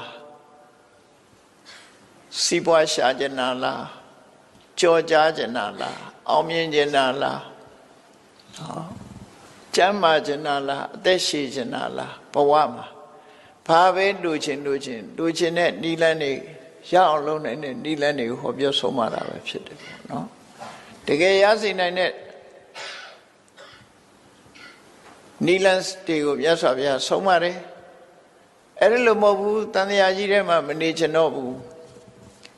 အိုခြင်းနာခြင်းသိခြင်းဆိုတဲ့ဒုက္ခတွေမခံကျင်တော့ဘူးနိဗ္ဗာန်ကိုဘယ်တော့မှမဝရမနာရတဲ့အနေအထားမျိုးရောက်ချင်တယ်ဆိုရင်လည်းအဲ့ဒီလမ်းကိုညွှန်ပြတယ်အဲ့ဒါနောက်ဆုံးမှညွှန်ပြတာနော်နောက်ဆုံးမှညွှန်ပြတာဆိုကိုကလောကမှာကြီးပွားခြင်းတယ်တိုးတက်ခြင်းတယ်ဘာလုပ်ရမလဲအဲ့ဒါကိုလည်းမြတ်စွာဘုရားအခြေခံအဖြစ်ညွှန်ပြတာဒါကြောင့်မြတ်စွာဘုရားရဲ့တရားတော်တွေဟာအဆုံးအမတရားတွေသာဖြစ်တယ်လက်တွေ့ကြကြလိုက်နာကျင့်သုံးနိုင်တဲ့တရားဓမ္မပဒဒေသနာတော်မှာလက်တွေ့ဘဝတစ်ခုကိုအကြောင်းပြုပြီးတော့သီဝရီထုတ်တာပဲဖြစ်တယ်ဆို statement ပေါ့အခုလိုပြောရင်အဆိုပြုတဲ့စကားတစ်ခုလောကမှာဒီနိတိဆိုတာလို့လမ်းညွှန်ချက်တစ်ခုကိုပေးလိုက်တာဘာလို့ရင်ဘာဖြစ်တယ်ဆိုတဲ့ guideline တော့မဟုတ် proverb ဆိုရိုးတစ်ခုပြုလိုက်တာပဲဖြစ်တယ်ဆိုပါစို့ဥပမာတစ်ခုပြောမယ်ဆိုကြိုးစားကဖျားဖြစ်တယ်ဆိုတဲ့စကားကြိုးစားဖို့ပြောတာနော် ကြိုးစားဖို့ရည်ညွှန်း Rolling Stone get that no more ဆိုတာအေးမင်းအလုပ်တွေခဏခဏပြောင်းမယ်ဆိုလို့ရှိရင်ဘာမှဖတ်တယ်မှာမဟုတ်ဘူးဆိုတဲ့စကားပြောတာ no pain no gain မင်းအနာမခံလို့ရှိရင်အသာဆိုင်ရမှာမဟုတ်ဘူးဒါတွေအတိဝိတွေအဲ့လိုလမ်းညွှန်ချက်တွေမြတ်စွာဘုရားဆုံးမမှာလဲအဲ့တိုင်အဲ့ဒီထိတဲ့ပို့ပြီးတော့မြတ်စွာဘုရားဆုံးမနိုင်တာတော့နိဗ္ဗာန်ရဲ့အကြောင်းတရားထိအောင်ဆုံးမတယ်လို့သူတို့ဆိုလို့တယ်သို့တော့အများစုကဘုရားတရားတော်တွေကလောကုတ္တရာတွေတို့နဲ့မဆိုင်ဘူးဆိုပြီးမျက်ွယ်ပြုတတ်ကြတယ်ပေါ့နော်ကဘာမှာကြည့်လိုက်မယ်ဆိုရင်မြတ်စွာဘုရားတရားတော်ဟာလောကုတ္တရာတရားကြီးပဲမဟုတ်ဘူးမျက်မှောက်ဘဝမှာကောင်းကျိုးချမ်းသာရစေနိုင်တဲ့နိလန်းတွေဟောတယ်ဒီဘဝတည်းဆိုရင်မပြည့်စုံသေးဘူးဒီဘဝမှာဘယ်သူမှအမြဲမနေရဘူးနော်ဒီဘဝအဆုံးသတ်သွားလို့ရှိရင်နောက်ဘဝအတွက်စိတ်ချစေရမယ်ကိုကျင့်တရားတွေကိုဟောတယ်အေးဤဘဝနောက်ဘဝဒီလိုကြီးပဲသွားနေရမှာလားဆိုဘဝဆိုတာကိုမလိုချင်ဘူးဆိုလို့ရှိရင်လေ exit ဆိုဘဝကထွက်လန်းကိုပေးထားတယ်ဟောပြည့်စုံတယ်နော်တချို့ဘာသာတရားဒီဘဝကောင်းစားရေးတော့လမ်းညွှန်ခြင်းလမ်းညွှန်ပဲနောက်ဘဝကောင်းစားရေးကြတော့ကောင်းကင်ဘုံပဲရှိတယ်နော်ကောင်းကင်ဘုံတစ်ခုပဲပြောတယ်အဲ့တော့ရသော်ဘုရားရဲ့အဆုံးအမတရားတော်မှာဒီဘဝလည်းကောင်းစားမယ်နောက်ဘဝဆိုတာနောက်ဘဝပေါင်းမြောက်များစွာအတွက်လည်းကောင်းကျိုးချမ်းသာရမယ်ဘဝတွေကိုယုံမုန်းပြီးမလိုချင်တော့ဘူးဆိုရင်လည်းပဲဘဝကထွက်မြောက်ကြောင်းလမ်းစဉ်ကိုဟောပြောဆုံးမပေးတာပဲဖြစ်တယ်အဲ့တော့ဆုတောင်းဆုယူဆိုတဲ့ဘာသာတရားမျိုးမဟုတ်ဘဲနဲ့လက်တွေ့ကျင့်သုံးလိုက်နိုင်ရမယ်အဆုံးအမတရားလို့အဲ့တော့မြတ်စွာဘုရားတရားတော်တွေဟာလောကီဘက်ကပဲရှုထောင့်ကပဲကြည့်ကြည့်လောကုတ္တရာရှုထောင့်ကပဲကြည့်ကြည့်မှန်နေတယ်အကုန်လုံးကဲဒီနေ့ဓမ္မပဒဒေသနာမှာဓမ္မရတနဲ့ဘဝသင်္ကန်းစာများဆိုတာလေးကိုကြည့်ကြည့်လောကီဘက်မှာလည်းဘာကိုရည်ညွှန်းတယ်လဲလောကုတ္တရာဘက်ကဘာကိုရည်ညွှန်းတယ်လဲဆိုတာကြည့်ရအပိုင်း15မှာမှတ်သားရမယ်မြတ်ဗုဒ္ဓရဲ့ဓမ္မပဒဒေသနာမှာဘာပြောလဲဆိုအပမဒောအမတပဒံပမဒောမစ္ဆုနောပဒံတမန်ပြောလိုက်ရင်ဒါလေးကရှင်းရှင်းလေးပဲเนาะအပမရဆိုတာမင်းအခြေအနေတစ်ခုပေါ်မှာယဉ်မှုမေးလျော့နေမယ်ဆိုလို့ရှိရင်ပမာရယဉ်မှုမေးလျော့မယ်ဆိုရင်ဆင်းရဲဒုက္ခကလွတ်ကြောင်းမရှိလို့မင်းအဖမှန်ဒုက္ခရောက်ခြင်းရဲ့အကြောင်းဆိုပါစို့အဖမှန်သိရခြင်းရဲ့အကြောင်းတစ်ခုဖြစ်နေတန်တရားတွေကဘယ်တော့မှထွက်နိုင်မှာမဟုတ်ဘူးဒါတစ်ခုလောကုတ္တရာဘက်ကကြည့်လို့ရှိအပမဒောအမတပဒံဘဝတစ်ခုမှာအခြေအနေတစ်ခုပေါ်မှာရစ်မှုမေးလျော့မနေပဲနဲ့ကြိုးစားအထုတ်ခြင်းဟာအမတပဒံဘယ်တော့မှမတည်တဲ့မတည်ရာအဆင့်ကိုရောက်ဖို့ရအတွက်လုံလောက်တဲ့အကြောင်းတရားဖြစ်တယ်အဲ့တော့ဒီဒေသနာတော်ဟာတမန်အပြင်ကြည့်မယ်ဆိုရင်အပမရဆိုတဲ့ mindfulness ပေါ့နော်ကိုယ်အလုပ်ပေါ်မှာအာယုံစိုက်ပြီးတော့ရရှိထားတဲ့အခြေအနေတစ်ခုပေါ်မှာရစ်မှုမနေပဲနဲ့တတိနဲ့ကြိုးစားအထုတ်နေရမယ်အဲ့ဒါလိုကြိုးစားအထုတ်ဆွဲဆွဲမြဲမြဲလုပ်နေခြင်းဟာအမတပဒပဲနောက်ဆုံးအမြင့်ဆုံးအဆင့်ဟာဘယ်တော့မှမသိရတဲ့နေရာမျိုးထိအောင်ရောက်သွားနိုင်တယ်ပေါ့အဲ့ဒါလိုမဟုတ်ဘဲနဲ့စัจကျင်မဲ့ပမာဒခြေနေတစ်ခုပေါ်မှာရည်မှုနေလို့ရှိရင်ဖန်တယ်လဲသိခြင်းအကြောင်းဖြစ်တယ်ဒါအမြင့်ဆုံးအဓိပ္ပာယ်ကိုပြောတာကဲအခြေခံအဓိပ္ပာယ်တစ်ခုစဉ်းစားကြည့်အပမာဒမင်းလက်ရှိလုံနေတဲ့အပေါ်မှာရစ်မှုမနေပဲနဲ့တတိရှိရှိနဲ့ကြိုးစားအထုတ်မယ်ဆိုရင်အမတပဒမင်းရဲ့ဂုဏ်သိက္ခာဟာဘယ်တော့မှကြာဆုံးသွားမှာမဟုတ်ဘူးအမြဲတမ်းရှင်သန်နေမှာပဲလို့သူတို့ဆိုလို့တယ်လူဘဝတချို့ကလူမသေးခင်သေသွားတယ်လေဂုဏ်သိက္ခာတွေဂုဏ်သိက္ခာတွေကြာဆုံးပြီးသေသွားတယ်အဲ့ဒါမေ့လျော့သွားလို့မမေ့လျော့ဘူးဆိုရင်မင်းဘယ်တော့မှမသေဘူးလောကကြီးတဲ့ကမင်းသေမှာမဟုတ်ဘူးပျောက်ကွယ်သေတယ်ဆိုတော့ပျောက်ကွယ်သွားဆိုပါစို့မြန်မာလူမျိုးတွေရဲ့ယင်ထဲမှာအနောယထမင်းဆိုတာရှိတယ်ကျန်စစ်သားဆိုတာရှိတယ်နော်ဘုရင်နောင် အလောင်းဖရာတို့ရှိနေကြအဲ့ဒီလူတွေကအကြောင်းမဲ့ရှိလာတာမဟုတ်ဘူးသူတို့ကြိုးစားအထုတ်ခဲ့တာအဲ့ဒီလူမမေ့မလျော့ကြိုးစားအထုတ်တဲ့ပုဂ္ဂိုလ်ဟာလူသေးတော်လဲနာမည်မသေးဘူးဒါမို့အမတပရလို့ဒီအိဗယ်ကိုယူလို့လည်းရတယ်ပေါ့နော်ဂုဏ်သိက္ခာအဖြစ်နဲ့သိဆုံးသွားမှာမဟုတ်ဘူးဘယ်တော့မှမသိဆုံးဘူးဘယ်တော့မှမကြဆုံးဘူးလို့ဒီလိုဆိုလို့တယ်မမှန်ကန်ကန်နဲ့တတိရှိရှိနဲ့ဆွဲဆွဲမြဲမြဲကောင်းတဲ့အလုပ်တွေကိုလုပ်သွားတဲ့ပုဂ္ဂိုလ်ဟာဘယ်တော့မှလောကကြီးကပျောက်ကွယ်ပြီးတော့သူ့နာမည်ဟာတိမ်မြုပ်သွားမှာမဟုတ်ဘူးလို့အမတပရဒီလိုအိဗယ်မျိုးလေးရပမာရောမစ္ဆုနောပရမိမိလျော့ရော့လှုပ်ချင်လှုပ်ပြီးတော့တော့ရည်မှုနေတဲ့ပုဂ္ဂိုလ်ကတော့မကြခင်ပဲလူကမသေးခင်နာမည်ပျောက်သွားပြီလူမသေးခင်နာမည်ပျောက်သွားလူလည်းသေသွားရောဘယ်သူမှအသိမှမပြုတဲ့အနေအထားမျိုးရောက်သွားဘယ်သူမှမသိတော့သေသောသူကြာရင်မေ့ဆိုတာအဲ့ထက်ပါသွားပြီကုန်ဂုဏ်ပြုခံရတဲ့ပုဂ္ဂိုလ်မျိုးမဖြစ်ဘူးလို့လောကမှာဂုဏ်ပြုခံရတဲ့ပုဂ္ဂိုလ်တွေဟာအပမာဒဆိုတဲ့မမေ့မလျော့ကြိုးစားအထုတ်တဲ့ပုဂ္ဂိုလ်တွေကြီးပဲနော်မေ့မလျော့ရောနေတဲ့ပုဂ္ဂိုလ်ဟာမကြခင်မဲ့လောကကြီးကပျောက်ကွယ်သွားတယ်အပျောက်ကွယ်တာဟာမစ္ဆုနောပဲနော်နာမည်သေဆုံးသွားတယ်ဂုဏ်သိက္ခာသေဆုံးသွားတယ်အဲ့ဒီအိဗယ်မျိုးကိုမြတ်စွာဘုရားရှင်းလင်းဟောကြားတာပဲအဲ့တော့အပမာဒဆိုတဲ့တရားဘာတုံးလို့ဆိုလို့ရှိရင်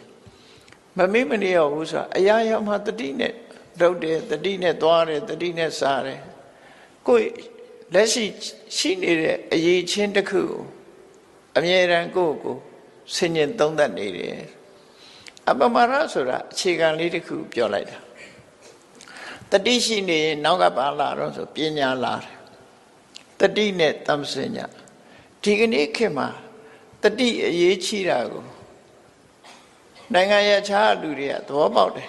သို့တော်ဘုရားဘာသာတရားတော်လို့သူတို့မပြောချင်တဲ့အခါ mindfulness လေ့ကျင့်ခန်းဆိုပြီးလုပ်နေကြတာနော်ဒါတတိလေ့ကျင့်ခန်းပဲအပမာဒပဲ mindfulness based stress reduction ဆိုတာ MBSR လို့အမေရိကန်နိုင်ငံမှာဘယ်သူတီထွင်တယ်လဲဆိုရင်တော့ဘယ်သူတီထွင်တယ်ဆိုတာတော့သိချာမသိပေမဲ့လို့ဗမာပြည်မှာလာရောက်ပြီးတရားထိုင်သွားတဲ့ပုဂ္ဂိုလ်တွေရှိတယ်နော် mindfulness လေ့ကျင့်ခန်းမှာမြတ်စွာဘုရားဟောတော်မူတဲ့တတိပဋ္ဌာန်တရားတော်ပဲတတိနဲ့တမ္ပစညသူတို့က MBSR ဆိုတာ MB ဆိုတာ M ဆိုတာ mindfulness B က based stress reduction လောကလူတွေဟာကြီးပွားချမ်းသာခြင်းနဲ့ဆန္ဒတွေပြင်းထန်ကြတယ်ကြိုးစားကြတယ်အောင်မြင်သူရှိတယ်မအောင်မြင်သူရှိတယ်မအောင်မြင်တဲ့ပုဂ္ဂိုလ်တွေကစိတ်ဖိစီးမှုဆိုတဲ့ stress တွေဖြစ်လာကြတယ် depression တွေရလာတယ်အဲ့လိုတွေဖြစ်လာအဲ့ဒါမျိုးမဖြစ်ရအောင်လို့သူကဘာလို့ mindfulness လေ့ကျင့်ခန်းလုပ်တယ်နော်တခြားအရာမလုပ်ဘဲနဲ့မြတ်စွာဘုရား mindfulness လေ့ကျင့်ခန်းကိုပြောထားတာကိုလည်းလှုပ်ရှားမှုတွေအားလုံးပေါ်မှာ mindfulness နောက်ဆုံးမှာကိုအဝတ်ပြင်ဝတ်တာအစ mindfulness လို့ပကံခွဲရောက်ကြတာစားတာတောက်တာအဲ့ဒီအစ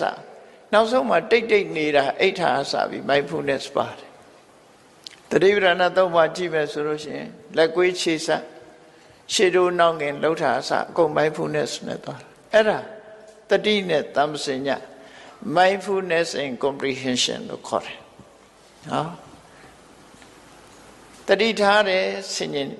စဉ်းစားတယ်တတိထားခြင်းစဉ်းစားခြင်းဆိုတဲ့ဒီနှစ်ခုနဲ့ပေါင်းစပ်ပြီးတော့အလုံးလုံးနေမယ်ဆိုတဲ့ပုဂ္ဂိုလ်တယောက်ဟာကြီးပွားတိုးတက်နိုင်တယ်ဒါကြောင့်မို့အဲ့ဒီလေ့ကျင့်ခန်းကိုငွေချေးတနမြောက်များစွာပေးပြီးတော့ခွာလေ့ကျင့်နေကြတယ် mindfulness based stress reduction ဆိုတာသင်္นานပို့ချတယ်အလကားတက်လို့မရဘူးเนาะအခုဘဝပြေမှာအလကားတက်လို့ရ mindfulness based stress reduction အဲ့ဒီဤစနစ်ဟာတကယ်အကျိုးရှိတယ်ဆိုတာလက်တွေ့အသုံးချတဲ့လူတွေကသိတယ်ဒါမြတ်စွာဘုရားရဲ့ဤစနစ်သူတို့က mindfulness တစ်ခုတည်းတင်လေ့ကျင့်ခိုင်းတယ် မြတ်စွာဘုရားရဲ့အဆုံးအမကြတော့ mindfulness and comprehension နှစ်ခုတွဲသွားရမယ်လို့ဆိုလို့တတိထားရမယ်စဉ်းစားရမယ်တတိထားရမယ်စဉ်းစားရမယ်သူစဉ်းစားမှုကနောက်ကလိုက်နေတယ်အများတတိရှိမှပညာဆိုတာဖြစ်တယ်တတိကင်းတဲ့ပညာဆိုတာမရှိဘူးတဲ့အဲ့ဒါကြောင့်တတိနဲ့ပညာတွဲဖက်တာအဲ့ဒါလို့တွဲဖက်ပြီးတော့သွားမယ်ဆိုလို့ရှိရင်ကိုယ့်ဘဝကိုယ့်အခြေအနေကိုအမြဲတမ်းသိနေတယ်လူတွေဟာတစုံတစ်ခုမှားယွင်းမှုမလုပ်သည့်အတွက်ကြောင့်အောင်မြင်ကြီးပွားမှုတရဖူဆောင်းနိုင်တယ်ပေါ့ဒီလိုဆွလို့တာနော်အဲ့ဒါကြောင့်မလို့အပမရတရားကိုမြတ်စွာဘုရားအဓိကထားပြီးအပမရောအမတပဋ္ဌာန်မမေ့မလျော်ကျူးပန်းအထုတ်မှုဟာမသေးခြင်းရဲ့အကြောင်းဖြစ်တယ်မိမိပမာတော်မစ္ဆုနောပဒံမိမိလျော်ရောနေခြင်းဟာတေရခြင်းရဲ့အကြောင်းဖြစ်တယ်တေဆုံးပြောက်ွယ်ရခြင်းရဲ့အကြောင်းဖြစ်တယ်ဟောဒီနှစ်ခုပမာဒနဲ့အပမာဒဆွဲဆွဲမြဲမြဲလှုပ်တာလည်းပဲအပမာဒထဲမှာပါတယ်နော်ဆွဲဆွဲမြဲမြဲလှုပ်တာဒါမို့အပမာဒရဲ့အဓိပ္ပာယ်ကိုဖွင့်ဆိုတဲ့အခါမှာတက္ကိစ္စကာရီတလီတစားလှုပ်တယ်နော်တတတကာရီစင်ဆက်မပြတ်လှုပ်တယ်အဋ္ဌိတကာရီဆွဲဆွဲမြဲမြဲတီတီခိုင်ခိုင်မာမာလှုပ်တယ်ဆိုတာဒီအကုန်လုံးပေါင်းထားတာနော်မမေ့မနေရဘူးဆိုတာအေးမြတ်စွာဘုရားကဒီဒေသနာတော်မှာအခုလို့ဟောတာအပမတောအမတပဒံပမာတောမစ္ဆုနောပဒံအပမတ္တာနမယန္တိပြန်ရှင်းပြတယ်ခုနတော့ကသဘာဝတရားကိုပြောတာအပမာတောမမေ့မလျော်မှုဆိုတဲ့အကြောင်းတရားဟာအမတပဒံမသေးပဲနဲ့သာဝရတည်ရှိနေခြင်းရဲ့အကြောင်းဖြစ်တယ်ပမာတောမေ့လျော့နေမှုကတော့မစ္ဆုနောပဒံသေဆုံးပြောက်ွယ်ခြင်းရဲ့အကြောင်းဖြစ်တယ်အပမတ္တာနာမိယန္တိမမေ့မလျော့နေတဲ့ပုဂ္ဂိုလ်တွေဟာဘယ်တော့မှမသေးဘူးလောကကြီးကဘယ်တော့မှပြောင်းမသွားဘူးဟောဒီလိုဆိုလို့တယ်နော်ဘယ်တော့မှသေမသွားဘူးသူတို့ဟာဂုံသိက္ခာအပြင်နဲ့သေသွားတာမဟုတ်ဘူးသူတို့ရဲ့ဂုံသိက္ခာတွေအရေးချင်းတွေဟာရှိနေမှာဖြစ်တယ်ရေပမတ္တာယထာမတာမေ့လျော့တဲ့ပုဂ္ဂိုလ်တွေကတော့ဘာမှမထူးအသက်ရှင်လျက်သေးနေတာနဲ့တူတယ်လို့ရသော်ဗျာဒီလိုဟောတာအဲ့တော့လောကမှာရှင်လျက်သေးနေသူနဲ့သေသွားတော့လဲရှင်လျက်ရှိသူဆိုပြီးနှမျိုးခွဲလို့ရတာနော်အဲ့တော့ကိုယ့်ကိုရှင်လျက်သေးသူမဖြစ်စေနဲ့ဒီလိုဆိုလိုတာပေါ့ဘယ်လို့လို့တလီတစားဆွဲဆွဲမြဲမြဲခိုင်ခိုင်မာမာအသိဉာဏ်ရှိနဲ့ကြိုးစားအထောက်သွားမယ်ဆိုရင်အောင်မြင်မှုကိုရရှိကြမှာဖြစ်တယ်အဲ့ဒါလို့မဟုတ်ဘဲနဲ့ကိုယ့်အခြေအနေကိုကိုယ်ဆင်ញင်သုံးသပ်နိုင်စွာမရှိဘူးမိမိလျော်ရောရထားတဲ့အခြေအနေလေးကိုတကယ်ကိုအခြေအနေကောင်းကြီးထင်ပြီးတော့နေလို့ရှိရင်မကြခင်ပျောက်ကွယ်သွားနိုင်တယ်ဒီလိုဆိုလို့တယ်ပေါ့နော်အဲ့တော့ဒီဒေသနာတာမန်မဟုတ်ဘူးဘုရားဘာသာမဟုတ်တဲ့အတောကမင်းကြီးကိုဒီကြောရတမဏိကနေပြီးတော့ဖះရဲ့အဆုံးအမတစ်ခုကိုပြောပါဆိုဒါပြောလိုက်တာဒီအဆုံးအမကြားပြီးတော့အတောကဘုရင်ကြီးကဘုရားဘာသာဖြစ်သွားတာငကိုတော့ဘုရားဘာသာမဟုတ်ဘူးထို့တူပဲမြမသမိုင်းမြမရာဇွဲမှာကြည့်လိုက်လို့ရှင်အနောထဘုရင်ကြီးဟာဘုရားဘာသာစစ်မဖြစ်ခင်အခုလိုပဲရှင်အရဟံစီကအပမာရောအမတပဒံဆိုတဲ့ဒီဒေသနာကိုနာယူလိုက်ရတဲ့အခါမှာဘုရားဘာသာစစ်ဖြစ်သွားတယ်ဒီအဆုံးမရသွားတာ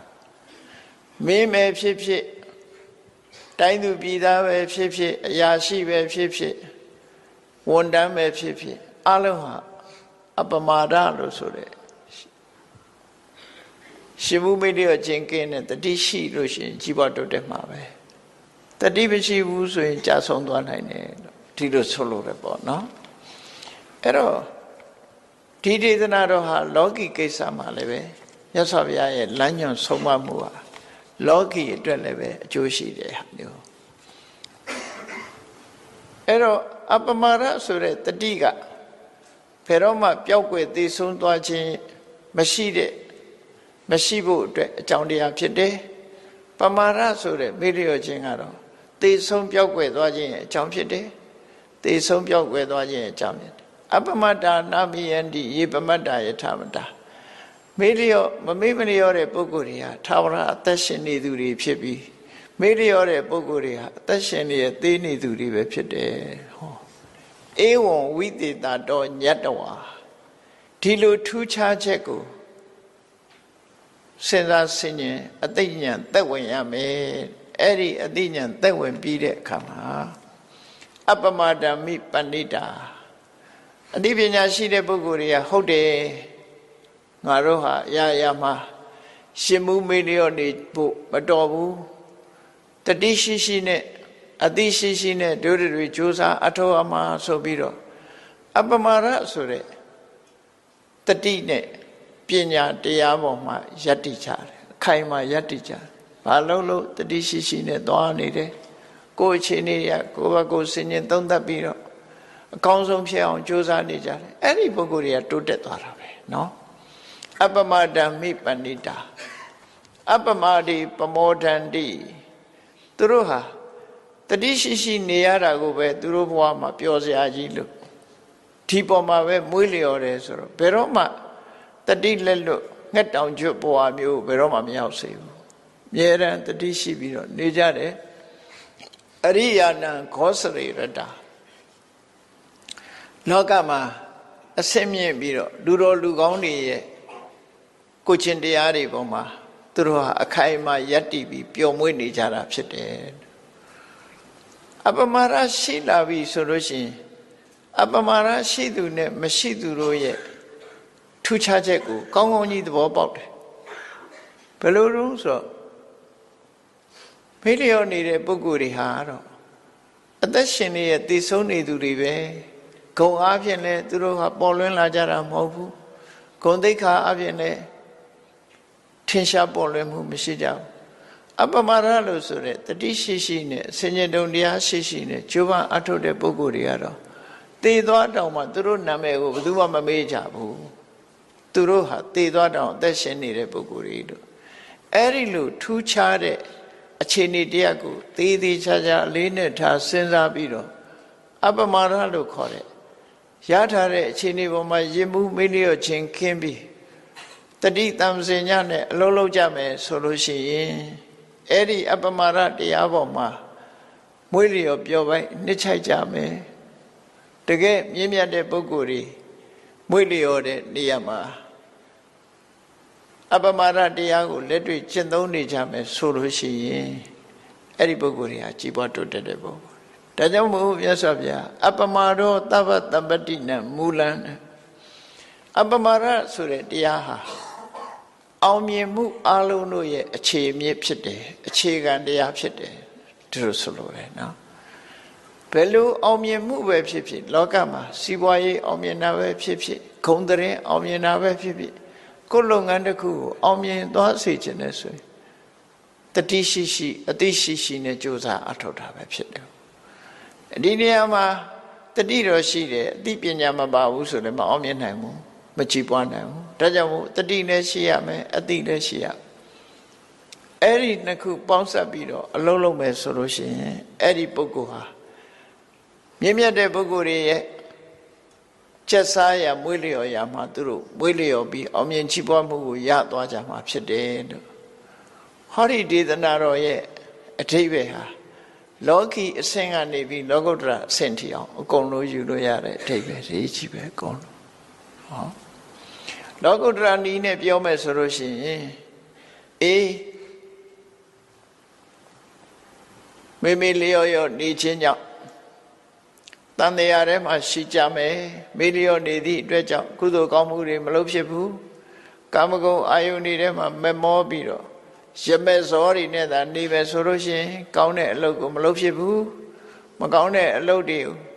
ပြောသလိုနေပြောသလိုလိုက်စားပြီးသွားကြတဲ့အခါမှာကောင်းတဲ့အလုပ်တွေကမလုပ်ဖြစ်တော့ကာမဂုဏ်ရမဲ့ဇောတွေရဲ့အတွင်းမှာလူဟာနစ်မြုပ်ပြီးတော့မကောင်းမှုအကုသိုလ်တွေနဲ့ရောထွေးပြီးမကြခင်ပဲပျက်စီးသွားကြတယ် ဒီလိုဆိုလို့ပေါ့နော်မကြင်ပဲပျက်စီးသွားကြအဲ့ဒါလို့မဟုတ်ဘဲနဲ့ဒါတွေဟာတကယ်ကြီးပွားတိုးတက်ခြင်းရဲ့အကြောင်းမဟုတ်ဘူးတကယ်ကြီးပွားတိုးတက်ခြင်းအကြောင်းဟာတကယ်